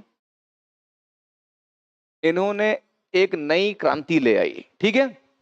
अब 463 में जैसे इनकी डेथ हुई, उस टाइम पर जो रूलर था मगध का, मगध उस समय सबसे ज्यादा मजबूत हो चुका था, तो मगध का जो रूलर था वो था अजात शत्रु। और अजात शत्रु इनका रिलेटिव लगता था मैटरनल साइड से। इनका ये क्या नाम है, बहुत ये बुद्धा जी का जो मामा की तरफ से रिश्ता था कुछ उसका अजात शत्रु से। तो अजात शत्रु और ये क्योंकि रिलेटिव थे, और ये इन्होंने अपना बहुत बड़ा नाम कमा रखा था। अजात शत्रु एक बहुत पावरफुल रूलर था। तो अजात शत्रु ने इनकी डेथ होते ही जितने भी बुद्धिस्ट लोगों थे उनको बुलाया, उनसे कहा भाई चलो एक काउंसिल करते हैं और इस काउंसिल में डिस्कशन किया जाए कि इनकी कौन कौन सी बातें हैं, क्या क्या था, ये सारे बुद्धा जी को याद किया जाए। तो 483 में ही जब इनकी डेथ हुई है तभी इनकी पहली काउंसिल देखने को मिली। उसके बाद हमको दूसरी काउंसिल देखने को मिलती है 483 के बाद 383 में। ये कौन कराता है? ये होता है काल अशोका के समय। तीसरी काउंसिल आपको 250 में देखने को मिलेगी, जो करेगा कराएगा अशोका। उसके बाद 1 एडी में कनिष्का आता है, वो कराता है। सारी चीजें हम डिस्कस करेंगे, परेशान नहीं होना। ठीक है। तो ये चीजें क्लियर हो गई। महानिर्वाणा ने महापरिनिर्वाणा था इनका डेथ का जो था, इसको बोलते हैं महापरिनिर्वाणा।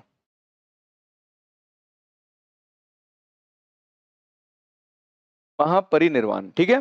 धर्मचक्र परिवर्तन हो गया, महापरिनिर्वाण हो गया है, और ये हो गया, ये हो गया। ठीक। अब यार कुछ बातें और जान लेते हैं बुद्धा जी के बारे में। बुद्धा जी ने क्या कहा था? बुद्धा जी ने कहा था कि जो कोई भी हमारे साथ आना चाहता है उसको 3 वादे करने पड़ेंगे, लेकिन उन 3 वादों के बारे में बाद में बात करेंगे। पहले इनकी जो वो क्या कहते हैं टीचिंग्स थी उनके बारे में जान लेते हैं। तो बुद्धा जी के कहते ये थे कि बुद्धा जी हमसे कहते थे कि जो हमारी सफरिंग से भरी हुई है लाइफ, क्या कहते थे? बुद्धा जी कहते थे कि our life is full of suffering. लिख देते हैं, life is full of sufferings. और ये सफरिंग्स हो क्यों रही है हमको?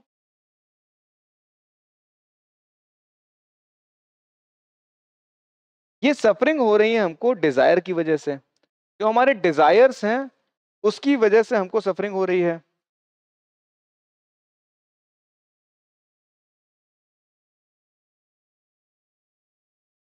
Desire is the cause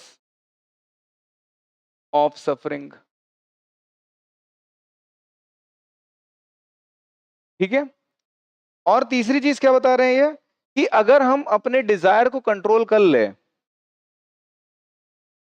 if we control our desire, there would be no suffering.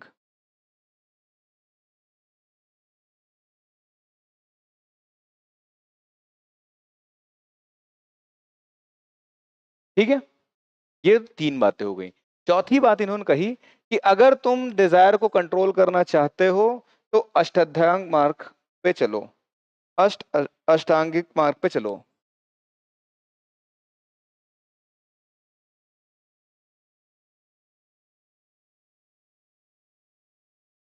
इसको बोलते हैं 8-fold पाथ।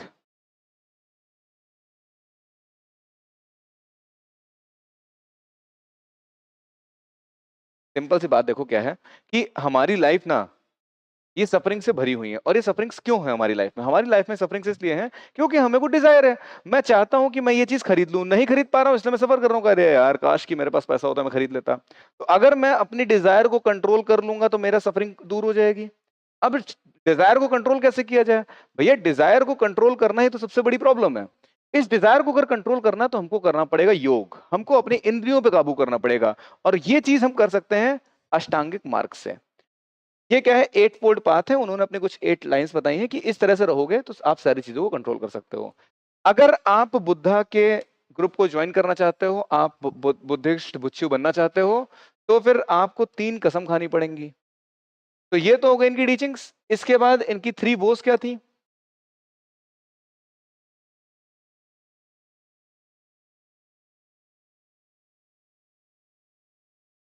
इसके बाद इनकी 3 कस्में थी। 3 कसम खाओ बेटा तभी तुम हमारे ग्रुप में आ सकते हो। 3 वोस। यार वोस की स्पेलिंग मुझे नहीं आती है। VOWS होता है ना? क्या क्या वोस थी इनके? इनका कहना था कि बुद्धा,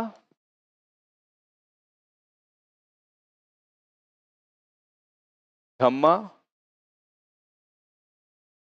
और संघ, ये 3 कस्में खाई थी। अब इसके भी डेप्थ में हम बहुत ज्यादा नहीं जाएंगे क्योंकि हमारे पास भी लिमिटेड टाइम है। अगेन सांसों की सीमा निश्चित है, इच्छाओं का अंत नहीं है। इच्छा तो मेरी ये है कि पूरी एंशिएंट हिस्ट्री भी इस तरह से कवर करा दीजिए, बट अगेन हर चीज अपनी मर्यादाओं से बंधी हुई है। ठीक है, तो ये चीज समझ में आ गई।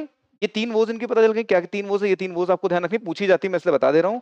और इसके डेप्थ में जाएंगे तो हमारे पास समय कम पड़ जाएगा। ठीक है, और उसके बाद इन्होंने क्या कहा?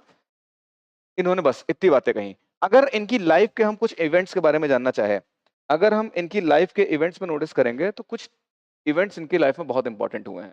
और वो इवेंट्स हैं कुछ इस तरह। इसको इधर लगा देते हैं। कुछ तो मैंने गड़बड़ कर दिया है यहाँ पे। ठीक है, इनकी लाइफ के कुछ इंपॉर्टेंट इवेंट्स हैं, उनके बारे में देखते हैं। रफ किया था, एक और लाइन खींच। 5 इंपॉर्टेंट इवेंट्स। सबसे पहला इवेंट तो यही है कि इनकी जन्म हो गया। सबसे पहला सबसे इंपॉर्टेंट इवेंट तो यही हो गया कि द बर्थ। भैया बुद्धा जी का जन्म लेना ही अपने आप में बहुत इंपॉर्टेंट इवेंट हो गया है ना। उसके बाद बर्थ के बाद इन्होंने जो अपना घर छोड़ा, जो इन्होंने अपना घर छोड़ा,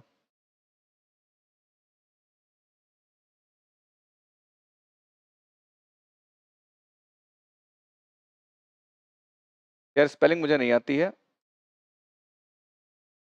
अक्सर मैं गलत कर देता हूँ स्पेलिंग है, इस वजह से देख लेता हूँ। ठीक है, उसके बाद तीसरा इंपॉर्टेंट इवेंट क्या है?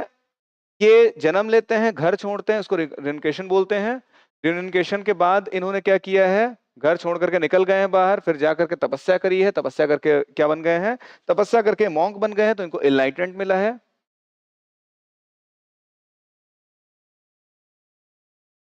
और उसके बाद इन्होंने अपनी टीचिंग्स दी हैं।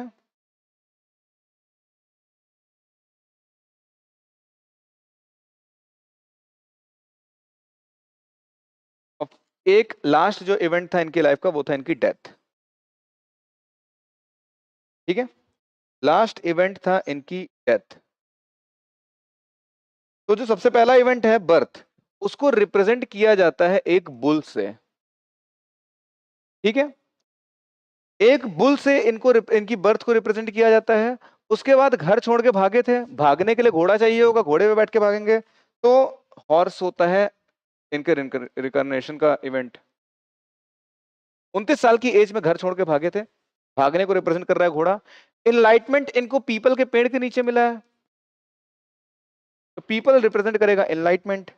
और जो फर्स्ट समन था, ये धर्म चक्र से रिप्रेजेंट किया। धर्म चक्र परिवर्तन बोलते हैं ना फर्स्ट सरमन को, तो इसको धर्म चक्र, एक चक्र है उससे रिप्रेजेंट करते हैं।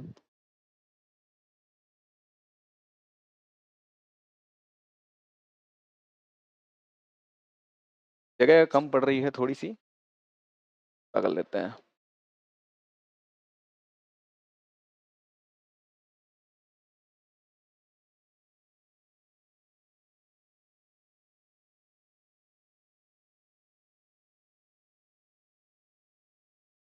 और जो इनकी डेथ है उसको रिप्रेजेंट करते हैं स्तूपा से। अगर आप किसी भी बुद्धिस्ट प्लेस को विजिट करोगे, किसी बुद्धिस्ट मोनेस्ट्री टेम्पल्स वगैरह को विजिट करोगे, तो वहां पर आप एक स्तूपा बना जरूर देखोगे। स्तूपा कैसा होता है? कुछ इस तरह से बना रहता है और इसकी परिक्रमा टाइप की लगाई जाती है, ठीक है। इस टाइप का कुछ बना रहेगा, आप इसकी पूरी परिक्रमा लगाओगे। इधर साइड में एंट्री गेट होते हैं, 4 एंट्री गेट होते हैं, एक यहाँ, एक यहाँ, एक यहाँ, एक इसके पीछे साइड में, और ये सब आपस में कनेक्टेड होते हैं। अगर आप कभी जाओगे तो नोटिस भी करोगे, बाकी आर्ट एंड कल्चर अगर पढ़ेंगे आप तो आपको ये चीजें देखने को मिलेंगी वहां पे। एक पीछे साइड में भी इसका गेट होता है। यहाँ पर ऊपर टॉप पर एक थोड़ा सा जगह होती है, माना जाता है कि यहाँ पर जो बुद्धा जी की अस्थियां थी वो रखी जाती हैं, उनकी कोई टीचिंग्स रखी जाती है, उनकी कोई किताब रखी जाती है, उनको रिप्रेजेंट करने के लिए कोई ना कोई एक चीज यहाँ रखी जाती है। और यहाँ पर लोग ट्रेवल करते हैं, गोल गोल चक्कर लगाते हैं इसके। आपने देखा होगा बुद्धिस्ट मॉन्क इस तरह से हाथ में लेकर कुछ घुमाते हुए उसको इस तरह से चक्कर लगाते रहते हैं किसी जगह के, ये वही है, ठीक है। ये है स्तूपा। स्तूपा का आर्ट एंड कल्चर आप देख लीजिए इस तरह का है। तो डोम शेप जो आर्ट आ रही है यहाँ पर, वो स्तूपा में से निकल करके आ रही है।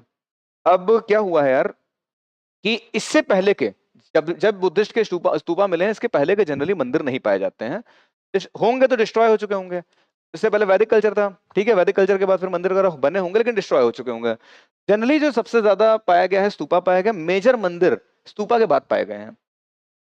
और लोगों ने क्या किया है, देखो, जो लोग कन्वर्ट हुए हैं बुद्धिज्म में, बुद्धिज्म वैदिक वैदिक कल्चर के खिलाफ था, कास्ट सिस्टम का विरोध करता था। जो लोग हिंदुइज्म छोड़ करके यानी कि ब्राह्मिकल रिलीजन छोड़ करके बुद्धिज्म में कन्वर्ट हुए हैं, वो लोग बुद्धा को मानने लगे हैं, उन्होंने स्तूपा बना दिया। अब गए तो वो लोग ब्राह्मिकल कल्चर से ही है ना। ब्राह्मिकल कल्चर के लोगों ने देखा यार यहाँ हमारे कल्चर को लोग छोड़ रहे हैं, तो उन लोगों ने ये घोषित कर दिया कि बुद्धा खुद ही हमारे भगवान है। जो लोग ब्राह्मिकल कल्चर के लोग थे उन्होंने घोषित कर दिया कि बुद्धा हमारे भगवान है, तो वो हमारे भगवान विष्णु का अवतार है और उनका स्तूपा बनाया जाता था। अब इस स्तूपा के साथ में इसकी देखा देखा में क्या हुआ, अभी ये पूरा सॉलिड है, इसको हॉलो करके अंदर एक मूर्ति रख गई तो उससे मंदिर बन गया।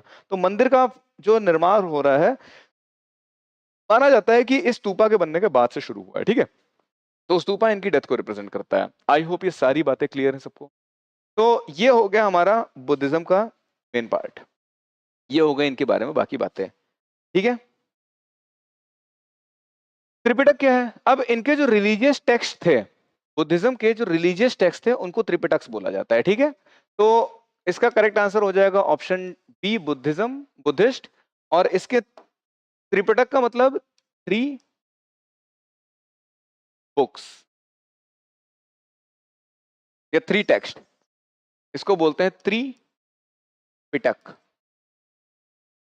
यार पिटक का असली मतलब होता है बास्केट, ठीक है। तो 3 तरह की बास्केट्स हैं जिसमें कुछ कुछ बातें बताई गई हैं, उसको त्रिपिटक बोला गया है।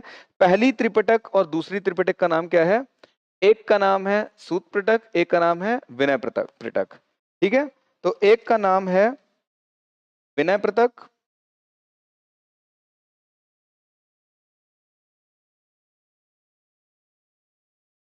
और विनय पिटक। जो तीसरी पिटक है वो है आपकी अभिधम्म पिटक।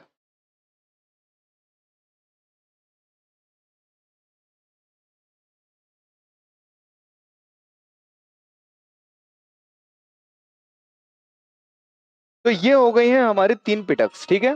कौन कौन सी हैं?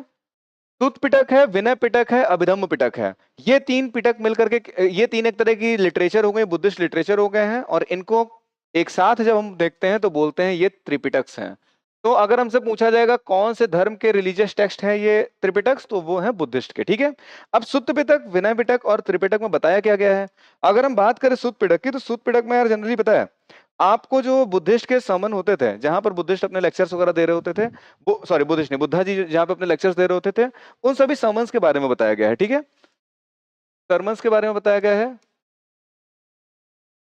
इसके अंदर कुछ स्टोरीज हैं जिनको जातक कहानियां बोलते हैं, जातक स्टोरीज।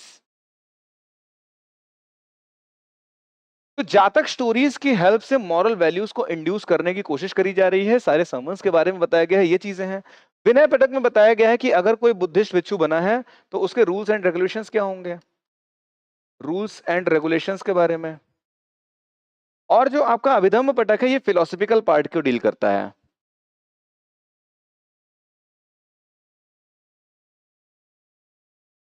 बुद्धिस्ट के फिलोसफिकल पार्ट को डील करता है। ठीक है, तो यार देखो त्रिपिटक जो है ना, हमने क्या बताया, बुद्धा जी की डेथ हुई। बुद्धा जी की डेथ के टाइम पे अजात शत्रु लीडर था, रूलर था। अजात शत्रु ने क्या किया, तुरंत एक काउंसिल बुलाई। सारे बुद्धिस्ट लोग आके इकट्ठा हुए हैं 1483 में, सॉरी 1483 बता रहे हैं, 483 में फर्स्ट बुद्धा काउंसिल बुलाई गई। अभी जो फर्स्ट बुद्धा काउंसिल बुलाई जा रही है, यहाँ पर सब लोग आके इकट्ठा हुए, सबको ताजा ताजा याद है बुद्धा जी ने क्या क्या बातें बोली हैं। तो उन्होंने जितने भी सर्मन्स थे उनके, जो जो अपनी टीचिंग्स दी थी किसी अलग अलग लेक्चर्स में, वो सारी बातें बताई गई। उनसे रिलेटेड कुछ जातक स्टोरीज बनाई गई जिसकी हेल्प से मॉरल वैल्यूज को डिस्प्ले किया जा सके। तो ये दोनों चीजें हो गई। इसकी एक किताब बना दी और उसको बोला गया सुत्त पिटक। ठीक है, इसके अलावा जो बौद्ध भिक्षु बनेंगे उनके लिए क्या रूल्स एंड रेगुलेशंस थे उसकी एक किताब बना दी गई, उसको बोल दिया गया विनय पिटक। तो ये दोनों काम कब हुए हैं, अजात शत्रु के टाइम पर पहली काउंसिल में हुए हैं। और जो अभिधम्म पिटक है ये फिलोसफिकल पार्ट कब बना है, 250 में जब अशोका ने कराया है काउंसिल, तो उसमें ये किताब ये पिटक लिखी गई, ये किताब लिखी गई। फिलोसफिकल पार्ट इसमें इंक्लूड किया गया और इन तीनों को ग्रुप बना के उसको त्रिपिटक बोला गया। ये किताब लिखी गई है अशोका के टाइम पे और ये लिखी गई है अजात शत्रु के टाइम पे। ये लिखी गई है फर्स्ट काउंसिल में, ये लिखी गई है थर्ड काउंसिल में। ठीक है, अजात शत्रु के टाइम पे फर्स्ट काउंसिल में लिखी गई है। और इसकी एक और खास बात यह है कि ये 483 बीसी की है और ये है आपकी 250 बीसी। ठीक है, इतनी बातें सबको समझ में आ गई, क्लियर है। तो ये लिखी जाने के पहले इसको त्रिपिटक नहीं बोलते। त्रिपिटक कब बोलना शुरू किया, जब ये वाली तीसरी वाली लिख दी गई है। तो people I hope this is clear to everyone. Sikh लोगों का तो हमको पता है गुरु ग्रंथ साहिब होता है, और हिंदूज के में वेदास होते हैं, ब्राह्मण्स होते हैं, आर्यंस होते हैं, उपनिषद होते हैं। सारी बातें हम देखेंगे अभी आगे। और जैन्स के बारे में हम अभी आगे देखेंगे। जैन्स के मेनली दो रिलीजियस टेक्स्ट हैं, बता देते हैं चलो वो भी। जैन्स के मेनली दो रिलीजियस टेक्स्ट हैं हमारे पास, उनके बारे में बता देते हैं। दो नहीं तीन है, पूरा, अंगा और उपंगा। तो जैन लिटरेचर में आपको मेनली ये तीन टेक्स्ट मिलेंगे, पूरा, अंगा और उपंगा। बौद्ध लिटरेचर में आपको ये तीन टेक्स्ट मिलेंगे, सुत्त पिटक, विनय पिटक और अभिधम्म पिटक। क्लियर है बातें, सब कुछ समझ में तो आ रहा है ना यार। बढ़ते हैं आगे। आगे बढ़ते हैं उससे पहले आपको कुछ बातें ये बतानी है कि यार देखो, अगर आप आरआरबी जेईई की तैयारी कर रहे हो ना सीरियसली एक बार, तो मैकेनिकल और सिविल स्टूडेंट्स के लिए हमारे प्लेटफॉर्म पे बहुत ही बेहतरीन कोर्सेज अवेलेबल हैं। और सारे कोर्सेज बने हैं हमारे गौरव बाबू सर की गाइडेंस में। और गौरव बाबू सर को तो आप सब लोग जानते ही हो। तो गौरव बाबू सर की गाइडेंस में आरआरबी जेईई के बहुत ही अनमैचेबल कोर्सेज बने हुए हैं। सीबीटी 1 और 2 दोनों को ही कवर कर रहे हैं वो, मैकेनिकल इंजीनियर और सिविल इंजीनियर्स के लिए। ठीक है, इसमें काफी सारे सब्जेक्ट्स गौरव बाबू सर खुद लेते हैं, बाकी बाकी टीचर्स लेते हैं। आप लोग उनको ज्वाइन कर सकते हैं। इसके साथ में जो सीबीटी होता है, सीबीटी 1 तक के लिए हम लोगों ने शुरुआत करी है मॉक टेस्ट की, जो कि मैंने क्लास की शुरुआत में भी बताया था। हर संडे को मॉक टेस्ट होता है। ये टेस्ट जरूर दो, बाकी आप कुछ करो चाहे ना करो। आई मीन आप पेड बैचेस भले ना खरीदो, लेकिन ये मॉक टेस्ट जरूर दो। क्यों? क्योंकि ये मॉक टेस्ट देने से क्या होगा, ये मॉक टेस्ट देने से होगा फायदा ही फायदा। अगर आपको रेलवे में जाना है तो गेम का टेस्ट लगाना है। ये टेस्ट डेली लगाइए, फ्री टेस्ट मिलने क्या ही जा रहा है। प्रैक्टिस करोगे आप लोग, इसकी एनालाइज करोगे, कमियां पता चलेंगी, उनको सॉल्व करोगे, आगे बढ़ जाओगे। जो दिक्कतें आ रही हो हम लोगों से आप कांटेक्ट कर सकते हो गिवन नंबर्स पे। कहीं तो गिवन होगा, यस, गिवन नंबर्स पे आप हमारे साथ कांटेक्ट कर सकते हो। बाकी पढ़ाई से रिलेटेड कोई दिक्कत आ रही है तो कमेंट बॉक्स आपके लिए हमेशा ओपन है, उसमें जाके टाइप करके बता दो, सर जी जरा इस टॉपिक पे बता देना कुछ बातें। तो सारी चीजों का सपोर्ट कर रहे हैं हम लोग। ये मॉक टेस्ट पूरी तरह से फ्री है, ये इनको जरूर अटेंड करिए। और इसके साथ हम बढ़ेंगे आगे। बताना यह है कि एक्सीलेंस प्रोग्राम 12+2 मंथ का है इंजीनियरिंग सेक्टर के लिए, स्पेशली इंजीनियरिंग के लिए आप एसएससी या railway JE, RRB JE, SSC, AE JE किसी एग्जाम की भी तैयारी कर रहे हो जहां पर आपसे मैकेनिकल सिविल इंजीनियरिंग के क्वेश्चंस वगैरह पूछे जाते हैं, ये सारे टॉपिक्स रहते हैं, तो आपको लाइव और रिकॉर्डेड क्लासेस मिलती है हमारे पास, टेक्निकल नॉन टेक्निकल पार्ट, क्योंकि देखो यार, आप गेट और इंजीनियरिंग सर्विस की बात करो तो आपका मेनली टेक्निकल पार्ट रहता है, लेकिन आप एसएससी जेई जाओगे, आरआरबी जेई जाओगे, स्टेट एई जाओगे, कहीं पर भी जाओगे, हर जगह आपसे नॉन टेक पार्ट भी पूछा जाएगा। हमारे प्लेटफॉर्म पे टेक्निकल और नॉन टेक्निकल दोनों ही पार्ट कवर किया जाता है, प्रैक्टिस सेशंस होते हैं लेटेस्ट एग्जाम पैटर्न के अकॉर्डिंग, आपको सारे पीवाईक्यूज मिलते हैं, डिस्कशन का ग्रुप मिलता है, गौरव सर की मेंटरशिप मिलती है, बाकी टीचर्स की मेंटरशिप मिलती है, और ये सब कुछ आपको हमारे प्लेटफॉर्म पे सिंगल जगह पर मिल जाएगा। 12+2 मंथ का प्रोग्राम है, ज्वाइन करिए 2025 का अगर आपका टारगेट है, ठीक है। हमने जीएस के लिए पूरी चीजें एकदम रेडी रखी हैं, जनरल साइंस हम कवर कराते हैं, आपको हिस्ट्री, ज्योग्राफी, पॉलिटी मैं ही कवर करा रहा हूं, करंट अफेयर्स हैं, reasoning and intelligence, quant aptitude, मतलब कुल मिलाकर के आप गेम पर आ गए तो कहीं और जाने की जरूरत नहीं, सारी चीजें यहीं पे कवर होंगी जब तक आपका एग्जाम में सिलेक्शन नहीं हो जाता। तो इसको आप लोग ज्वाइन कर सकते हैं हमारे प्लेटफॉर्म पे जा करके, और फिलहाल के लिए आपको क्या करना है, क्लास ओवर होने के बाद डाउनलोड करिए हमारे ऐप को, हमारी पीडीएफ आपको मिल जाएंगे, हमारे लिंक्स वगैरह उसके आपको डिस्क्रिप्शन बॉक्स में मिल जाएंगे, ऐप डाउनलोड करिए और हर संडे को मॉक टेस्ट दीजिए। Buddhism left significant impact by uniting two sections of the society। क्योंकि अगर बुद्धिज्म जो था ना, ये मेनली विरोध कर रहा था वैदिक कल्चर का,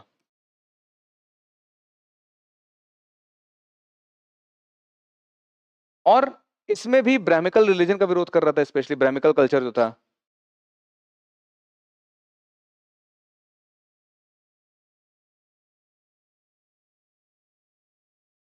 अगर आप बुद्धिज्म का सही से पढ़ेंगे और आप वैदिक टेक्स्ट को सही से पढ़ेंगे, उपनिषद को सही से पढ़ेंगे, तो जिसने उपनिषद को बहुत अच्छे से पढ़ा वो बुद्धिज्म की बातों को एक्सेप्ट करने में एक सेकंड का समय भी नहीं लगाएगा। बट होता क्या है, वैदिक कल्चर जब आया बहुत अच्छा था अपने आप में, बहुत सारी चीजें अच्छी अच्छी, सारी मतलब सारी चीजें अच्छी थी, लेकिन over the period of time उसमें कुरीतियां ऐड होती गई, ब्राह्मिकल सुपर हो गई और उसको ब्राह्मिकल रीजन बोलने लग गए। इस चीज के खिलाफ थे, और इसमें स्पेशली कास्ट सिस्टम, इसमें स्पेशली कास्ट सिस्टम के खिलाफ थे बुद्धा जी, ठीक है। ये सारी चीजें चल रही हैं, तो अगर ऐसा सीन है तो ये कौन से सेक्शन को यूनाइट कर रहे होंगे, ये लोग शूद्रा क्लैन को यूनाइट कर रहे होंगे, शूद्रा क्लैन को पकड़ के चलेंगे। वुमेन्स जनरली हर जगह उनके ऊपर अत्याचार होता ही होता है, कोई भी कल्चर निकला है तो वुमेन्स को के लिए भी वो काम कर रहे होंगे, तो वुमेन्स एंड शूद्रास, ये हो जाएगा इसका करेक्ट आंसर, ठीक है। During whose reign was the fourth Buddhist council held। मैंने आपको अभी काउंसिल के बारे में बताया था, आइए जरा जल्दी से देखते हैं, फिर इसका आंसर आप खुद ही दीजिएगा मुझे। बुद्धा जी की डेथ हुई है 483 बीसी में, और इसी टाइम पे क्या कर दिया गया है, पहली काउंसिल लगा दी गई है। उसके बाद 383 बीसी, 100 साल के बाद एक और काउंसिल बुलाई गई, उसके बाद 250 बीसी, और उसके बाद 1 एडी। ये चार मेन काउंसिल्स हुई हैं बुद्धा जी की, ठीक है, बुद्धा जी की मतलब बुद्धिज्म की, ये चार मेन काउंसिल्स हुई हैं। इस टाइम पे जो राजा था वो कौन था, अजात शत्रु।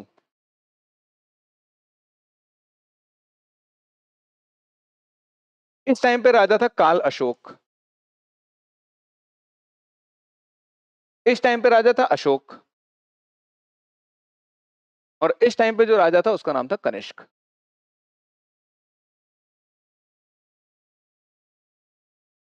अब कनिष्क जो है फॉरेन डायनेस्टीज का रूलर था, लेकिन इंडिया आकर के इन लोगों ने इंडिया के कल्चर को अपना लिया था, ठीक है, तो ये था कनिष्क।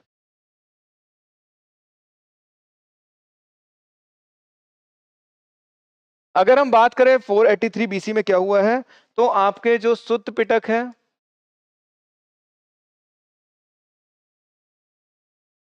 और जो आपका विनय पिटक है वो लिखा गया। अशोक के टाइम पे क्या लिखा गया है, जो तीसरा वाला पिटक था अभिधम्म पिटक, वो लिखा गया और वहीं से उसका नाम त्रिपिटक पड़ा है।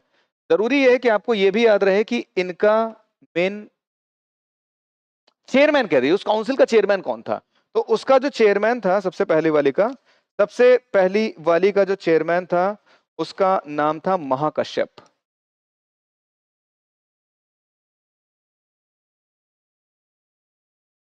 और पहली वाली काउंसिल हुई कहां पर है, पहली वाली काउंसिल हुई है राजगीर में।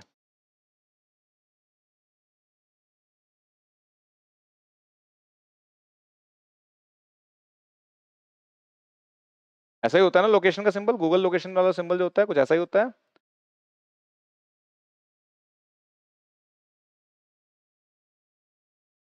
ठीक है, महाकश्यप क्या था, इसका चेयरमैन था, मतलब संत थे उनके, वो चेयरमैन थे इनके। राजगीर में ये हुई है, सुत्त पिटक और विनय पिटक यहीं पर लिखी गई हैं। ये बुद्धा जी की जब डेथ हुई है उसके तुरंत बाद में बुला ली गई। दूसरी जो काल अशोका ने करी है, इस टाइम पर जो है, काल अशोका के टाइम पे कौन है, सबकामी इनके वो थे, महर्षि सबकामी जो थे वो इनके मेन चेयरमैन कह सकते थे। कहां पर हुई थी ये वाली काउंसिल, ये काउंसिल हुई है वैशाली में।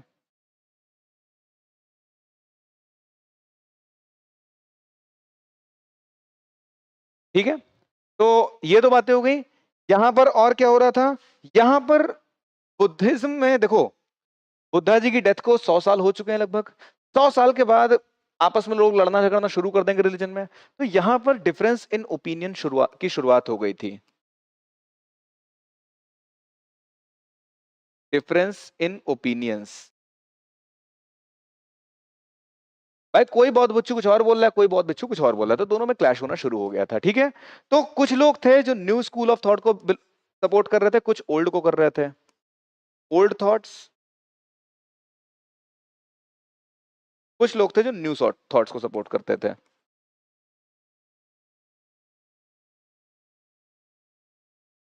अगेन ध्यान से समझियो, ये ओल्ड थॉट्स और न्यू थॉट्स में कॉन्फ्लिक्ट शुरू हुआ है, अभी इनमें डिवीजन नहीं हुआ है।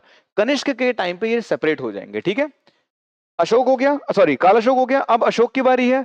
अशोक के टाइम पर यहां पर कौन था चेयरमैन, अशोक के टाइम पर जो चेयरमैन थे उनका नाम था टिस्सा। अशोक के टाइम पर जो चेयरमैन थे उनका नाम था टिस्सा। और इन्होंने जो अपनी सभा बुलाई थी, ये काउंसिल जो बुलाई थी वो बुलाई थी पटना या पाटलिपुत्र में।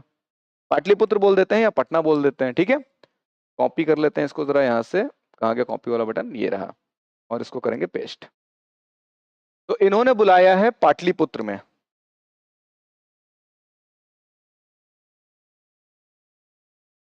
क्लियर है बात। इसी काउंसिल में क्या किया गया है, अभिधम्ब पिटक की रचना हुई है।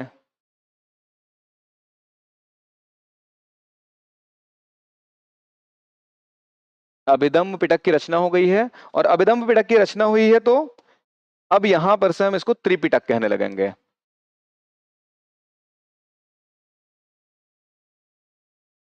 अभिधम्ब पिटक की रचना हुई है, तो इसको यहां पर से हम त्रिपिटक कहना शुरू कर देंगे। इतनी बातें क्लियर हैं सभी को। अशोक बहुत ज्यादा इन्फ्लुएंस हो जाते हैं बुद्धिज्म से। इसके बाद बारी आई कनिष्का की। कनिष्का का टाइम जो है वो 1 AD का टाइम है, जो कि मैंने आपको ऑलरेडी बता रखा है। यहां पर लोकेशन क्या है, लोकेशन इसकी है कश्मीर, इसकी लोकेशन है हमारी कश्मीर।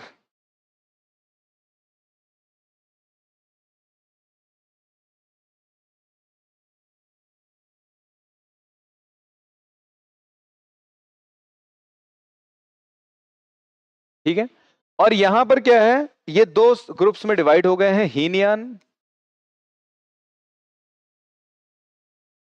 और महायान। तो यहां से बुद्धिज्म दो ग्रुप्स में डिवाइड हो गया है, हीनयान और महायान। हीनयान वो लोग हैं जो ओल्ड स्कूल ऑफ थॉट को बिलोंग करते हैं, जिनका मानना है चेंजेस करने की जरूरत नहीं है, जो बुद्धा जी बताया गया उसको फॉलो करो। जिनका मानना है नहीं, समय के साथ चीजों में परिवर्तन होता है, परिवर्तन होता है तो हमको उस परिवर्तन को भी फॉलो करना पड़ेगा, तो वो लोग इस न्यू थॉट वाले थे। तो महायान वाले अपने आप को महान बताते थे कि यार हम महान लोग हैं, हम लोग चेंजेस को एक्सेप्ट कर रहे हैं। ये हीनयान पुराने रूढ़वादी ऑर्थोडॉक्स लोग हैं, इनको हटाओ। तो इन दोनों ग्रुप्स में कॉन्फ्लिक्ट हो गया था, तो यहां पर से दो ग्रुप्स में डिवाइड हो गया कौन, बुद्धिज्म। तो प्रॉपर डिवीजन कब हुआ है, कनिष्का के टाइम पे। इनके बीच में कॉन्फ्लिक्ट ऑफ ओपिनियन की शुरुआत कब हुई है, ये शुरुआत हुई है काल अशोका के टाइम पे। कब डिवीजन हुआ है, कनिष्का के टाइम पे। ठीक है, इतनी बातें, कोई दिक्कत है यहां तक? अगर यहां तक दिक्कत नहीं है तो हम बढ़ते हैं कहानी में आगे, हम बढ़ते हैं कहानी में आगे और अगला क्वेश्चन देखने की कोशिश करते हैं। लेकिन इससे पहले आपको बताना होगा फोर्थ काउंसिल कहां हुई है। मुझे नहीं लगता कि ये बताने में आपको कोई बहुत ज्यादा समस्या आने वाली है, बड़े आराम से आप बता सकते हैं option D is the correct answer. Ajatashatru के टाइम पर हुई है पहली काउंसिल। सेकंड काउंसिल हुई है किसके टाइम पे? काल अशोका के टाइम पे। थर्ड हुई है अशोका के टाइम पे। और फोर्थ हुई है कनिष्का के टाइम पे। ठीक है। जो थर्ड वाली है, सॉरी जो फर्स्ट वाली है, वो जिस साल बुद्धा जी की डेथ हुई उसी साल हुई है, 483 बीसी में। उसके 100 साल के बाद सेकंड वाली हुई है 383 बीसी में। उसके बाद 250 बीसी में अशोका वाली हुई है, और 1 एडी में कनिष्क वाली हुई है। क्लियर है ये सारी बातें सभी को? I hope so. चलो बढ़ते हैं कहानी में आगे, ये सारी चीजें देख लिया है। अगला क्वेश्चन है, which ruler is credited for the spread of Jainism इन कर्नाटका? कर्नाटका में जैनिज्म को स्प्रेड करने के लिए कौन जिम्मेदार माना जाता है, या माना जाए किसको क्रेडिट दिया जा सकता है? क्या बिंदुसार है, क्या अशोका है, क्या संपाति है, या चंद्रगुप्त मौर्य है? आइए जानने की कोशिश करते हैं। पहले समझते हैं जैनिज्म है क्या सीन। देखिए, जैनिज्म की अगर बात करी जाए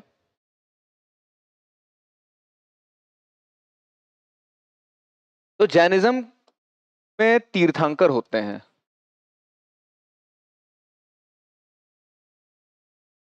ठीक है। और तीर्थंकर जो होते हैं, तो सबसे पहले तीर्थंकर थे हमारे ऋषभदेव।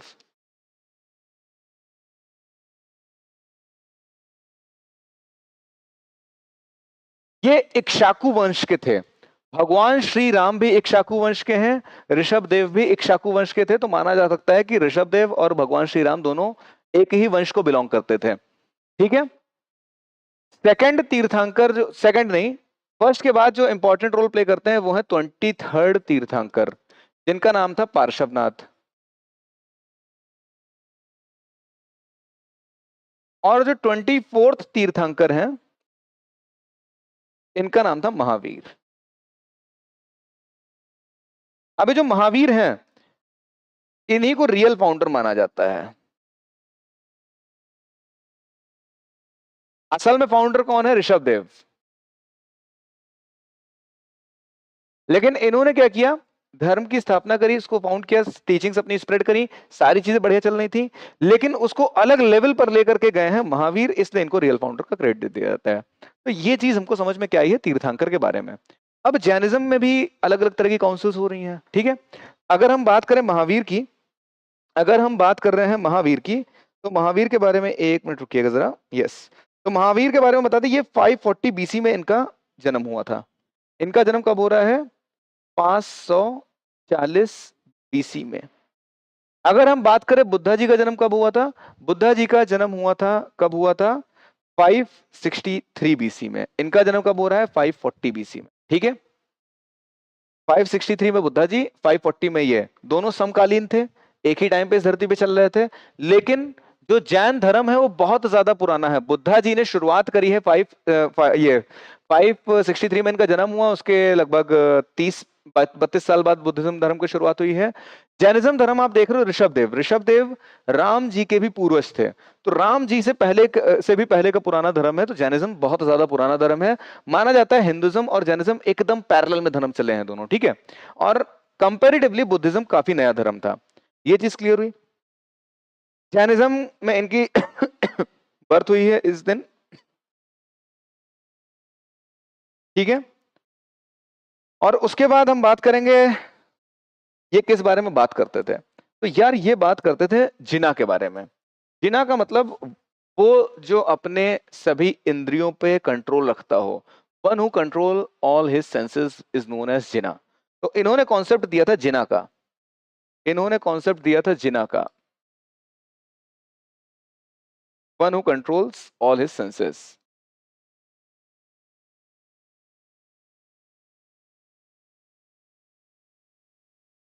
ठीक है। जिना का कॉन्सेप्ट दिया इन्होंने। ठीक है। इनकी सारी कहानी चल रही, इन्होंने अपना घर छोड़ा था, इन्होंने अपना घर छोड़ा था 30 साल की एज में।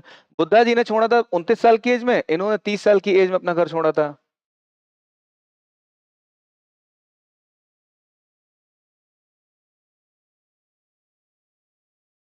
और 42 साल की एज में इनको इनलाइटमेंट मिला था।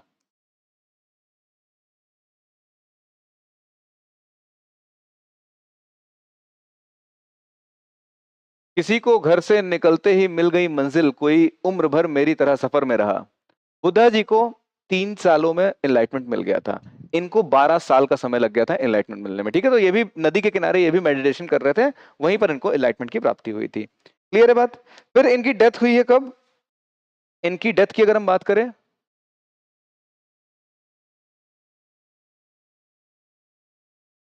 तो इनकी डेथ हुई है दोस्तों 468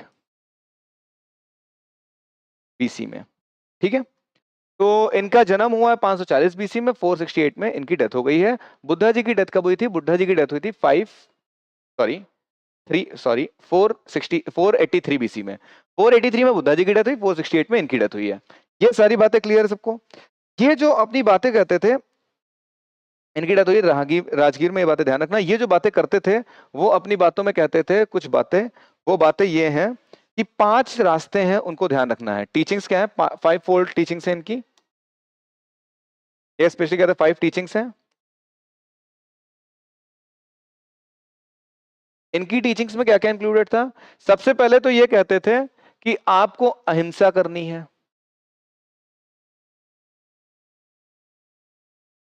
आपको चोरी नहीं करनी है, हमेशा सत्य बोलना है,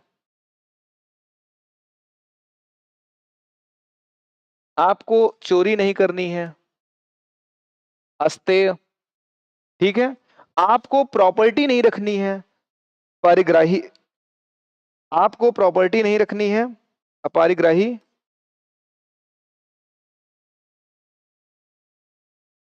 आपको ब्रह्मचारी होना है।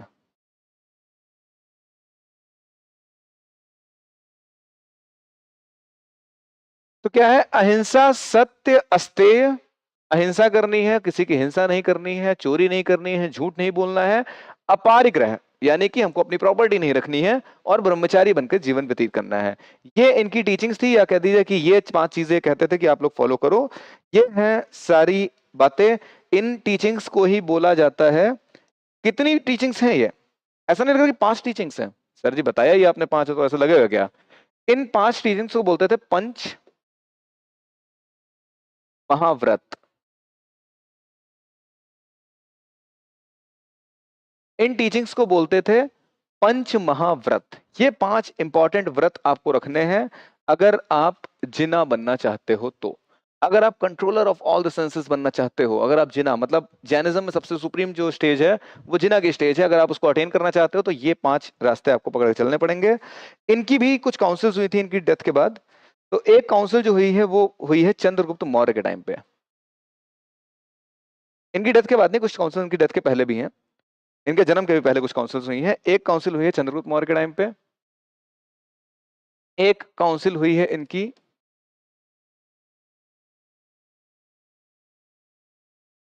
4th century. अब 4th सेंचुरी का मतलब क्या है? 4th सेंचुरी का मतलब है 300 बीसी से 400 बीसी के बीच में, यानी कि इनकी डेथ के लगभग लगभग 68 में इनकी डेथ हुई है, 468 में। पीछे हो गए 68 ईयर्स, इधर हो गया थोड़ा और आगे आ गया, तो लगभग मान लो 100 साल के आसपास के बाद इनकी पहली काउंसिल हुई है। ठीक है, और सेकंड काउंसिल कब हुई है? इनकी सेकंड काउंसिल हुई है आपकी बहुत ज्यादा लेट, 6th सेंचुरी एडी में।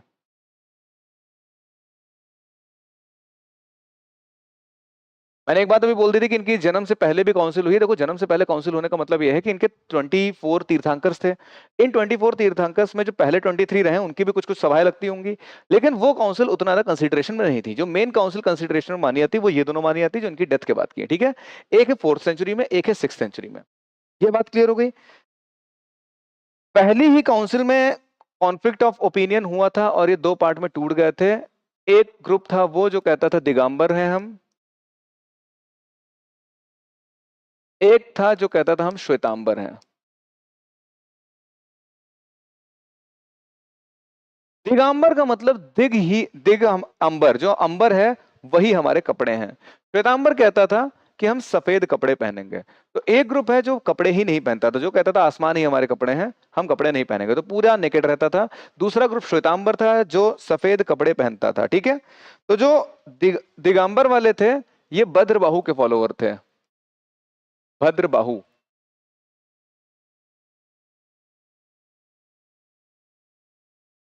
और जो श्वेतांबर वाले हैं ये स्थूल बाहु के फॉलोवर हैं।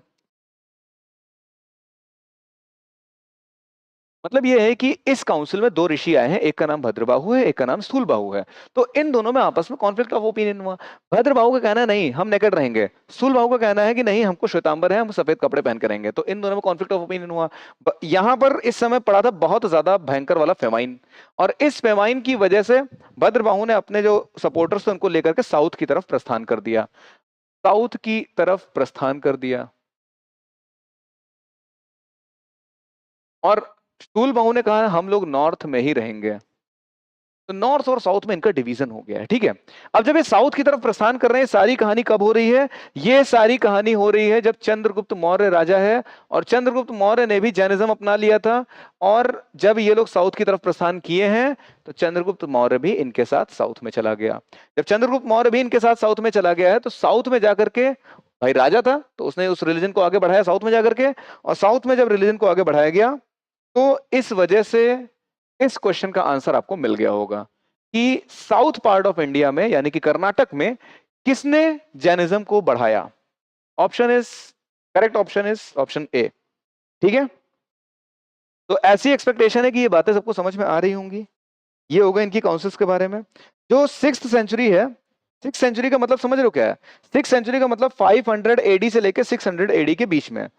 अब इसमें क्या है कि मैंने आपको बताया था 540 में आखिरी गुप्ता एम्पायर विष्णुगुप्त था जो इंपॉर्टेंट माना जाता है, मतलब जो ट्रेस किया था कि हाँ तमीज का है। उसके बाद बहुत ज्यादा लोग, बहुत ज्यादा लेटर गुप्ता हो गए थे, मतलब लेटर गुप्ता बहुत ज्यादा कमजोर पड़ गए थे, तो पूरी तरह छोटे मोटे राजा रह गए थे। तो इस टाइम पे हम कह सकते हैं 6th सेंचुरी में पोस्ट गुप्ता एरा चल रहा है। ये गुप्ता एम्पायर के बाद का समय, गुप्ता एम्पायर पूरा डिक्लाइन कर चुका है। तो पोस्ट गुप्ता एम्पायर में ये वाली काउंसिल हुई है। और इस काउंसिल की अगर हम बात करें तो यहां पर जो इनकी लिटरेचर्स हैं वो लिखे गए हैं। तो कौन से तीन लिटरेचर्स थे? पूर्वा था, अंगा था, पूर्व अंग और उपंग। तो जो इनके तीन लिटरेचर्स हैं वो इस सेकंड वाली काउंसिल में लिखे गए हैं। मैं साइड हो गया हूं स्क्रीन से, आप सभी लोग जल्दी से इसको नोट कर लो। क्लियर है? अब रही बात इसकी, ठीक है। चंद्रगुप्त के बारे में मैंने नहीं बताया ना, इस समय कौन था? चंद्रगुप्त है। यहाँ पे हमने क्या बताया था? इस टाइम पे यहाँ पर चंद्रगुप्त हैं।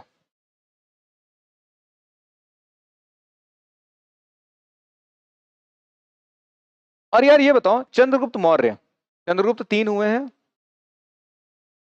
आपको चंद्रगुप्त मौर्य के बारे में बात करनी है यहाँ पे। तो चंद्रगुप्त मौर्य ना यार, ये सारी कहानी कर रहे हैं। और चंद्रगुप्त मौर्य राजा कहाँ के थे? मगध के। अपना राज्य चलाते कहाँ से थे? पटना से चलाते थे, पाटलिपुत्र से चलाते थे। तो क्या लगता है काउंसिल उन्होंने कहाँ रखाई होगी? ये काउंसिल उन्होंने रखवाई थी पाटलिपुत्र में। ये काउंसिल इन्होंने रखवाई थी पाटलिपुत्र में।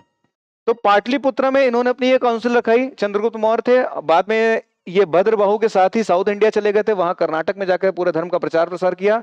तो वहां पर इन्होंने जैनिज्म की स्थापना करी। ये जो सेकंड काउंसिल हुई है ये वल्लभी में हुई है। ये काउंसिल हुई है वल्लभी में।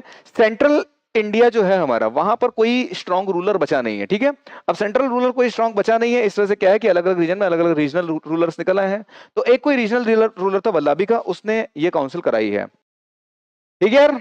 तो अब आते हैं अपने क्वेश्चन पर। क्वेश्चन क्या था हमारा? क्वेश्चन हमसे कह रहा था कि which ruler is credited for the spread of Jainism इन कर्नाटक, और इसका आंसर हमने देख लिया है, बहुत अच्छे से समझ लिया है कि ये पूरा क्रेडिट हम बिना किसी शक के चंद्रगुप्त मौर्य को दे सकते हैं, बिना किसी दो राय के। ये हो गई हमारे पूरे जैनिज्म की कहानी, और इसी के साथ बढ़ते हैं आगे। देखो यार, अगेन मैं कह रहा हूँ कि सारी चीजें मैं कवर नहीं कर रहा हूँ, बट कोशिश ये है कि मैक्सिमम पार्ट टच कर लिया जाए, ठीक है। Who was the first तीर्थंकर ऑफ जैन्स? अगेन ये चीजें मुझे लगता नहीं है कि बताने की जरूरत है। Rishabhdev was the first, and who was the second one? Second one से हमको नहीं देखना है, हमको 23rd देखना है। ये हैं हमारे 23rd, ये हैं हमारे फर्स्ट, और 24th कौन थे? महावीर। अब यार पता है, पार्श्वनाथ के बारे में पहले बहुत ज्यादा नहीं पूछता था, 23rd कौन है पहले बहुत ज्यादा नहीं पूछता था, लेकिन हमारे देश में कंपनी थी जो जिसका नाम पार्श्वनाथ था। तो यूपीएससी ने सबसे पहले क्वेश्चन उठाया कि यार देखा, पार्श्वनाथ कंपनी है, ये बहुत ज्यादा न्यूज में चल रही है, और जैन्स के तीर्थंकर में भी किसी का नाम पार्श्वनाथ था। तो यूपीएससी ने सबसे पहले क्वेश्चन उठाया था, वहां से वो क्वेश्चन उठते उठते उठते उठते अब एसएससी वगैरह और हमारे आरआरबी वगैरह में भी पूछा जाने लगा है। ठीक है। Who drove Greeks out of India. अब देखो, ग्रीक्स इंडिया से बाहर कैसे गए, ये जानने के लिए आपको पहले समझना होगा कि कहानी क्या है। कहानी यार ये है कि ये है हमारा प्यारा भारत। गलत बना दिया थोड़ा। यो है मारो प्यारा भारत। ठीक है। ऊपर का हम इसलिए नहीं बनाया क्योंकि ऊपर का कुछ भी बाउंड्री वैसे डिफाइंड नहीं है ना, ये चल रहा है एंशिएंट पीरियड, और इसमें कहां तक की बाउंड्री की कुछ पता नहीं है। अब ग्रीक्स लोग जो है अलेक्जेंडर के साथ साथ यहां तक आ गए थे, इंडिया के आउटर बाउंड्रीज तक आ गए थे। ठीक है। ये लोग चाह रहे थे इंडिया में एंट्री, ये लोग एंट्री चाह रहे थे अलेक्जेंडर इंडिया में एंट्री चाह रहा था। तो यहाँ पर से उसके कॉन्फ्लिक्ट्स होते हैं। पोरस के बारे में हमने सुना है, और उसके बारे में सुना है हम लोगों ने, जितना कहानी सुनी है कि पोरस था, उसके साथ साथ अलेक्जेंडर का कॉन्फ्लिक्ट हुआ। वो सारी बातें यार हम दोबारा नहीं करने वाले, दोबारा इन द सेंस अभी नहीं करने वाले हैं। हम ये बताने वाले हैं कि यहाँ पर पोरस जब हार गया है, उस टाइम पे ये एंट्री ले रहा था अलेक्जेंडर यहाँ से, लेकिन बिकॉज ऑफ सम और द अदर रीजन कुछ इंटरनल कॉन्फ्लिक्ट्स हुए, रिवोल्ट्स हुए, आर्मी नहीं रिवोल्ट किया, और सिकंदर की सेना यहाँ से वापस चली गई। सिकंदर की सेना यहाँ से गई आगे, और आगे जाके सिकंदर मर गया, उसका घोड़ा मर गया, सब लोग मर गए। अब जो सिकंदर का जो मेन सेनापति था, उसका नाम था सेल्यूकस निकेटर।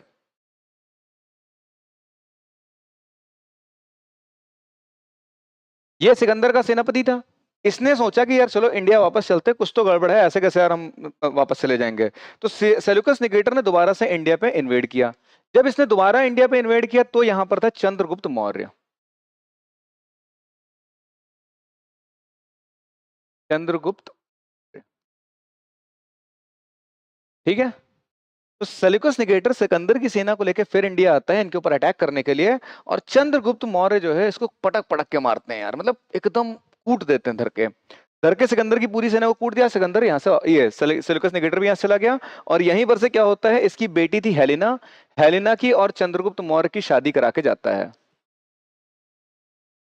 हेलेना इसकी बेटी थी, उसकी चंद्रगुप्त से शादी करा देता है, अपना टाइज हो जाते हैं आपस में, उसकी शादी करा देता है। रुको मैं कलर थोड़ा चेंज कर देता हूँ, I don't think this colour will be properly visible to you, तो let me switch the colour to something else. ठीक है। हेलेना और चंद्रगुप्त मौर्य की शादी हो जाती है। कौन है, सेल्यूकस निकेटर की बेटी है, इसकी वजह से इन दोनों के बीच में संबंध हो गया। तो यहां पर से देखा जाए तो कायदे से ग्रीक्स को किसने मार मार के भगाया है, ग्रीक्स को मार मार के भगाने वाला है चंद्रगुप्त मौर्य। हाँ सुना है, था एक सिकंदर जो अपनी सेना से हारा था, जिसकी सेना को चंद्रगुप्त ने पटक पटक के मारा था। तो चंद्रगुप्त ने पटक पटक के मारा, इनकी सेना को भगा दिया। फिर सेल्यूकस निकेटर ने कहा यार देखो, हम तुमसे दुश्मनी नहीं चाहते हैं, चाहते हैं कि इस दुश्मनी को रिश्तेदारी में बदल दिया जाए, और दुश्मनी को रिश्तेदारी में बदलने के लिए हेलेना से शादी करा देता है। हेलेना से शादी कराने का मेन कारण क्या है समझो, हेलेना से शादी करने का मेन कारण यह है कि इंडिया से संबंध अच्छे हो जाए। इसने दुश्मनी तो ले ली लड़ाई करके, और देख लिया है कि यार ये तो कूट कूट के मार रहे हैं, अगर ये लोग इधर की तरफ एक्सपैंड कर दिए तो ऐसा ना हो कि सिकंदर ने जो इतना पूरा कब्जा बनाया है, इस पूरे पे आकर चंद्रगुप्त कब्जा कर ले। इस वजह से इन लोगों ने कर लिया संधि कि यार मेरी बेटी से शादी कर लो, दामाद जी बन जाओ हमारे, क्यों करना है बदतमीजी यार हम लोग आपस में लड़ाई।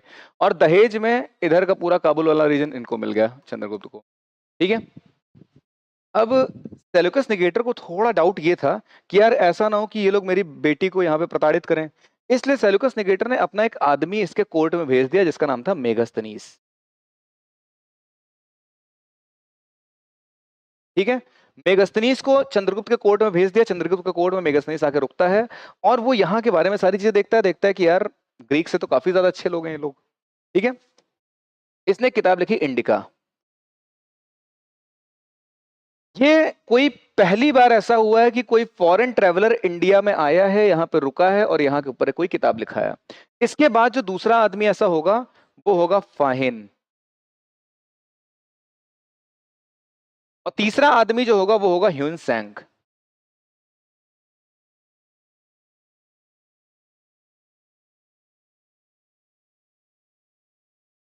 ठीक है। तो एंशियंट हिस्ट्री में जो तीन इंपॉर्टेंट नाम आपको ध्यान रखने हैं फॉरेन ट्रेवलर्स के, एक तो मेगास्थनीज हो गया है, दूसरा फाहिन हो गया है, तीसरा हो गया है ह्यून सैंग।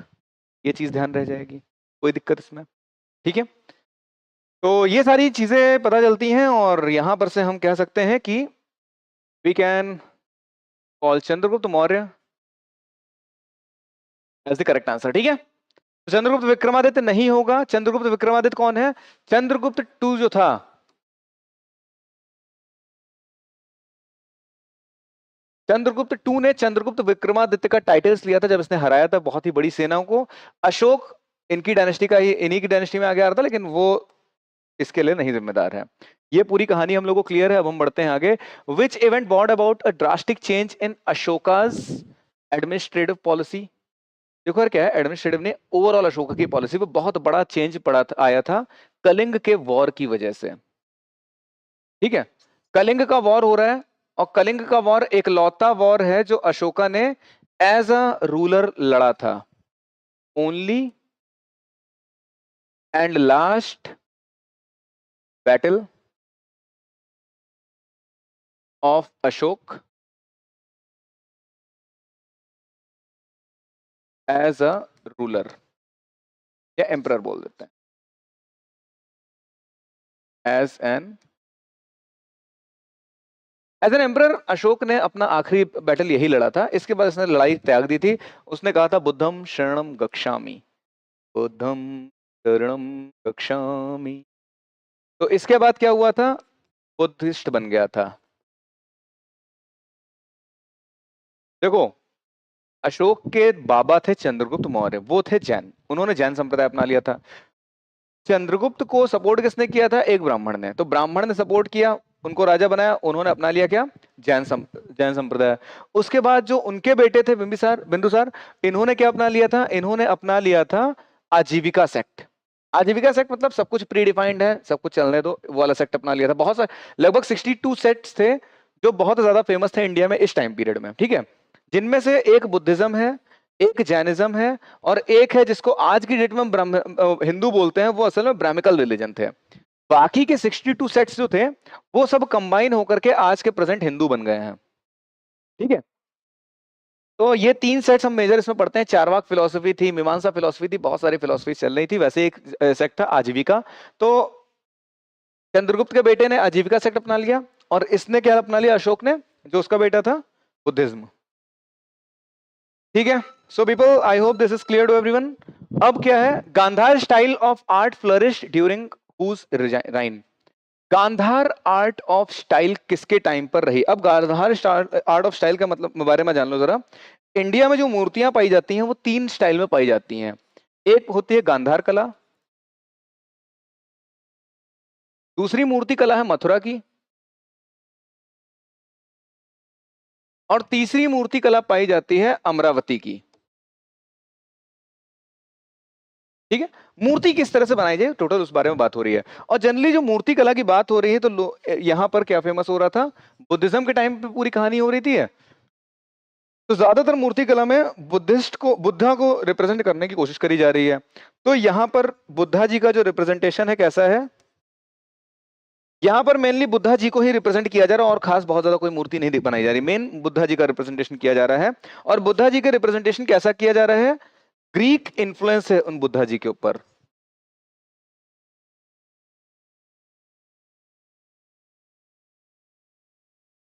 ग्रीक इन्फ्लुएंस है। ग्रीक इन्फ्लुएंस मतलब घुंघरैले से बाल हैं, तगड़ी सी बॉडी है, बाइसेप्स हैं और उनके एप्स पैक्स वगैरह बने हुए हैं। इस टाइप के बुद्धा जी दिखाए जा रहे हैं गांधार मूर्ति कला में। जो गांधार में मूर्तियां बुद्धा जी की पाई जा रही हैं, करली हेयर्स हैं बुद्धा जी के बाइसेप्स वगैरह हैं, एप्स पैक्स वगैरह बनी है। तो मतलब जैसे ग्रीक गॉड्स होते हैं उस टाइप की थोड़ा छवि दिखाई पड़ रही है बुद्धा में, गांधार में जो मूर्तियां पाई गई। तो ये कही गई गांधार मूर्ति कला। उसी तरह से मथुरा में पाया जा रहा है, तो मथुरा में जो हिंदू देवी देवता हैं, विष्णु हैं, इन लोगों की भी मूर्तियां पाई जा रही हैं और बुद्धा जी की भी मूर्तियां पाई जा रही हैं। इसमें क्या है, पीछे एक ऑरा ऐड कर दिया गया है। और जो मतलब बॉडी बनाने वाली जो चीजें हैं, जैसे पैक्स हो गई, बाइसेप्स हो गई, ये चीजें इस कला में नहीं पाई जाती। इसमें नॉर्मल सी बॉडी होती है कि मतलब एकदम स्ट्रेट सी बॉडी है, जैसे एक नॉर्मल बॉडी होती है बिना जिम करने के बाद। जैसे मेरी इस समय बॉडी है बिना जिम किया, अभी मैं बॉडी बना लूं, जिम कर लूं, तो बढ़िया से बाइसेप्स बना लूं, पैक्स बना लूं, सब बना लूं, तो वो जो पैक्स वाली चीज है वो इससे गए है। ये जो नॉर्मल इंडियन की बॉडी होती है, नॉर्मल ह्यूमन की बॉडी होती है, वो यहाँ पे देखने को मिलती है। तो बुद्धा जी नॉर्मल बॉडी के साथ है यहाँ पे।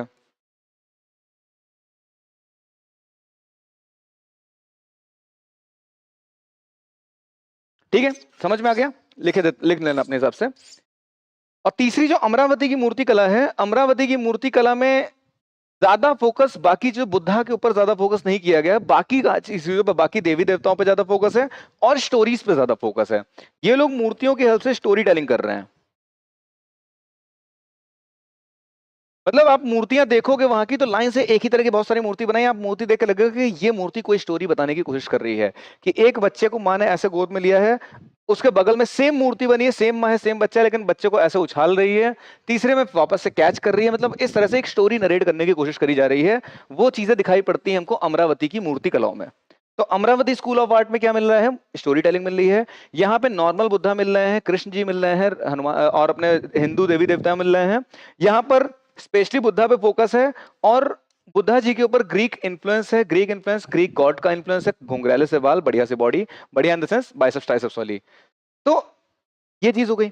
अब यहां पर अगर हम बात करें तो हर्ष, अशोक, चंद्रगुप्त टू और कनिष्क, ये चार लोग दिखाई पड़ रहे हैं। चंद्रगुप्त टू तो यार देखो कौन था। चंद्रगुप्त टू तो प्रॉपर हिंदू रिलीजन को सपोर्ट करने वाला था, ठीक है।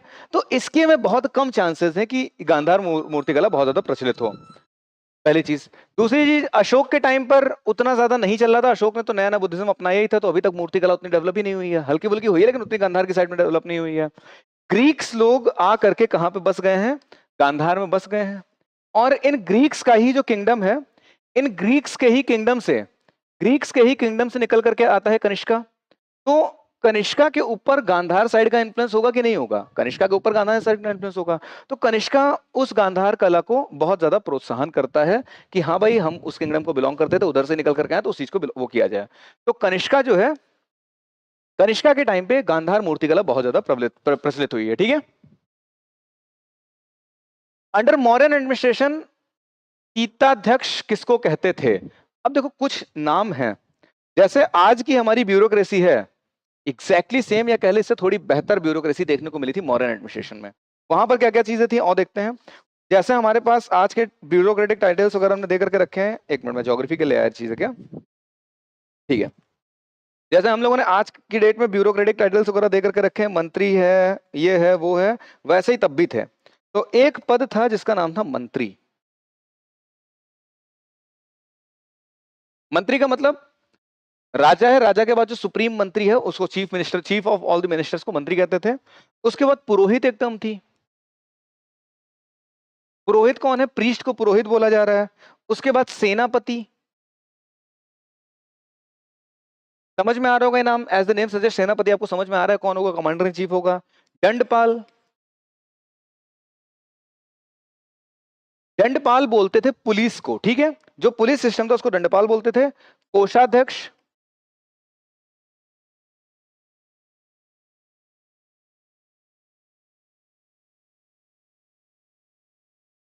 Pardon my spelling. तो कोषाध्यक्ष कौन है? कोषाध्यक्ष मतलब कोष की जो कोष की देखभाल करता हो, कोष यानी कि आपका पैसे वैसे की जो देखभाल कर रहा है, यानी कि जो फाइनेंस ऑफिसर हो गया वो हो जाएगा, ठीक है। उसके बाद प्रदेशाध्यक्ष, प्रदेशिका,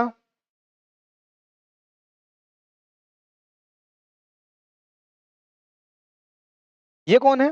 प्रदेशिका का मतलब जो प्रदेश, जैसे उत्तर प्रदेश हो गया, इसकी पूरा हैंडल कर रहा हो कोई, ठीक है।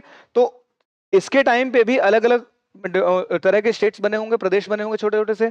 उन प्रदेश को जो हैंडल कर रहा होगा वो होगा। इसको प्रेजेंट डे में हम डीएम जिसको कहते हैं वो था प्रदेशिका, ठीक है। डिस्ट्रिक्ट का मजिस्ट्रेट हो गया। एक हो गया था शीताध्यक्ष।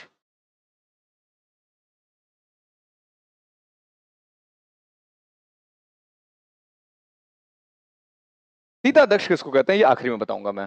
मंत्री की बात करी गई तो जो चीफ मिनिस्टर होता था,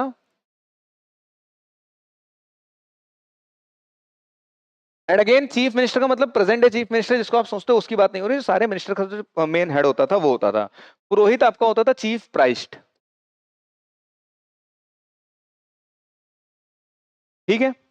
सेनापति, सेनापति कहते थे कमांडर इन चीफ को।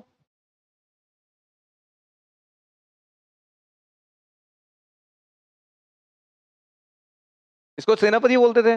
दंडपाल होती थी पुलिस, और कोषाध्यक्ष होता था, फाइनेंस ऑफिसर या रेवेन्यू ऑफिसर बोल दें। ये सब एक तरह के ऑफिसर्स हैं, ठीक है। प्रदेशिका है, डिस्ट्रिक्ट ऑफिसर या मजिस्ट्रेट बोल दिया जाए, किसी प्रदेश का जो मजिस्ट्रेट है।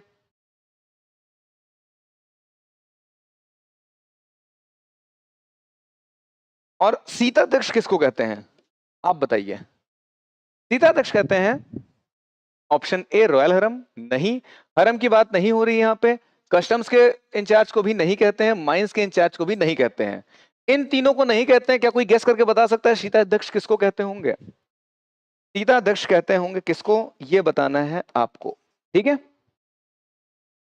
कौन नहीं होंगे बता दिया, कौन होंगे आप बता दो देख करके। बढ़ते हैं कहानी में आगे। बात आ रही है क्वेश्चन नंबर 19 की। During Gupta period gold coins were called by which names?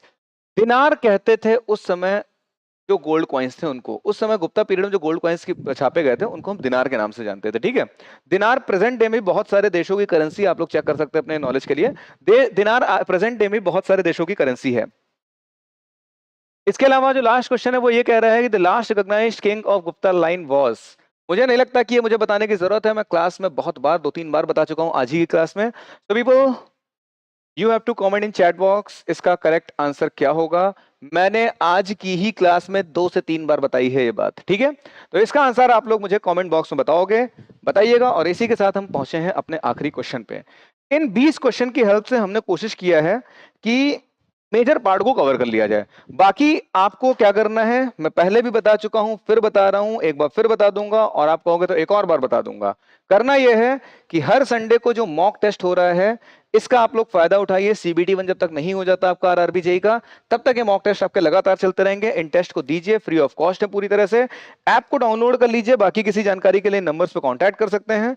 App download करने के लिए सिंपल सा तरीका, गूगल प्ले स्टोर पे जाना है, गेम लाइव टाइप करना है और इंस्टॉल करके ओपन कर लेना है।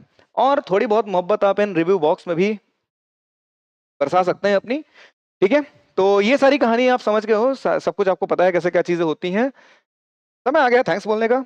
थैंक्स बोलते समय एक और बात आपसे बोल देंगे कि अगर आप इस तरह की और वीडियोस चाहते हो तो कमेंट बॉक्स में बताते रहो, और हमारे इस चैनल को सब्सक्राइब करके रख लो, क्योंकि इस चैनल पे ही बाकी और इस तरह का कंटेंट आता रहेगा। हमारा गेट और ईएससी की प्रिपरेशन कर रहे हो तो गेट एंड ईएससी वाला चैनल भी सब्सक्राइब कर लीजिए। इंस्टा पे हमारे साथ कनेक्ट हो सकते हैं, टेलीग्राम पे आप हमारे साथ कनेक्ट हो सकते हैं, और फेसबुक पे भी हमारे साथ कनेक्ट हो जाइए।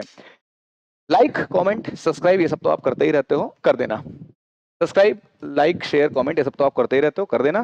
फिलहाल क्या करते हैं, अपने आज के सेशन को यहीं पे एंड करते हैं। हम लोग मिलेंगे जल्दी ही किसी नए सेशन में कुछ नए टॉपिक के साथ। आज हमने एंशिएंट हिस्ट्री खत्म कर ली, कोशिश करेंगे आने वाले सेशंस में हम मिडवल और मॉडर्न को भी इस तरह से ही कम 20 क्वेश्चंस लेकर के आए, और इन 20 क्वेश्चन के माध्यम से जितना मैक्सिमम पॉसिबल हो उतना कवरेज दिया जा सके। फिर हमारा एक ज्योग्राफी सब्जेक्ट बचेगा, उसको देखेंगे। पॉलिटी हमने ऑलरेडी कवर कर लिया है। तो अभी के लिए चाहेंगे आपसे विदा, मिलेंगे जल्दी ही किसी नए सेशन में कुछ नए टॉपिक के साथ। तब तक के लिए जय हिंद, जय भारत।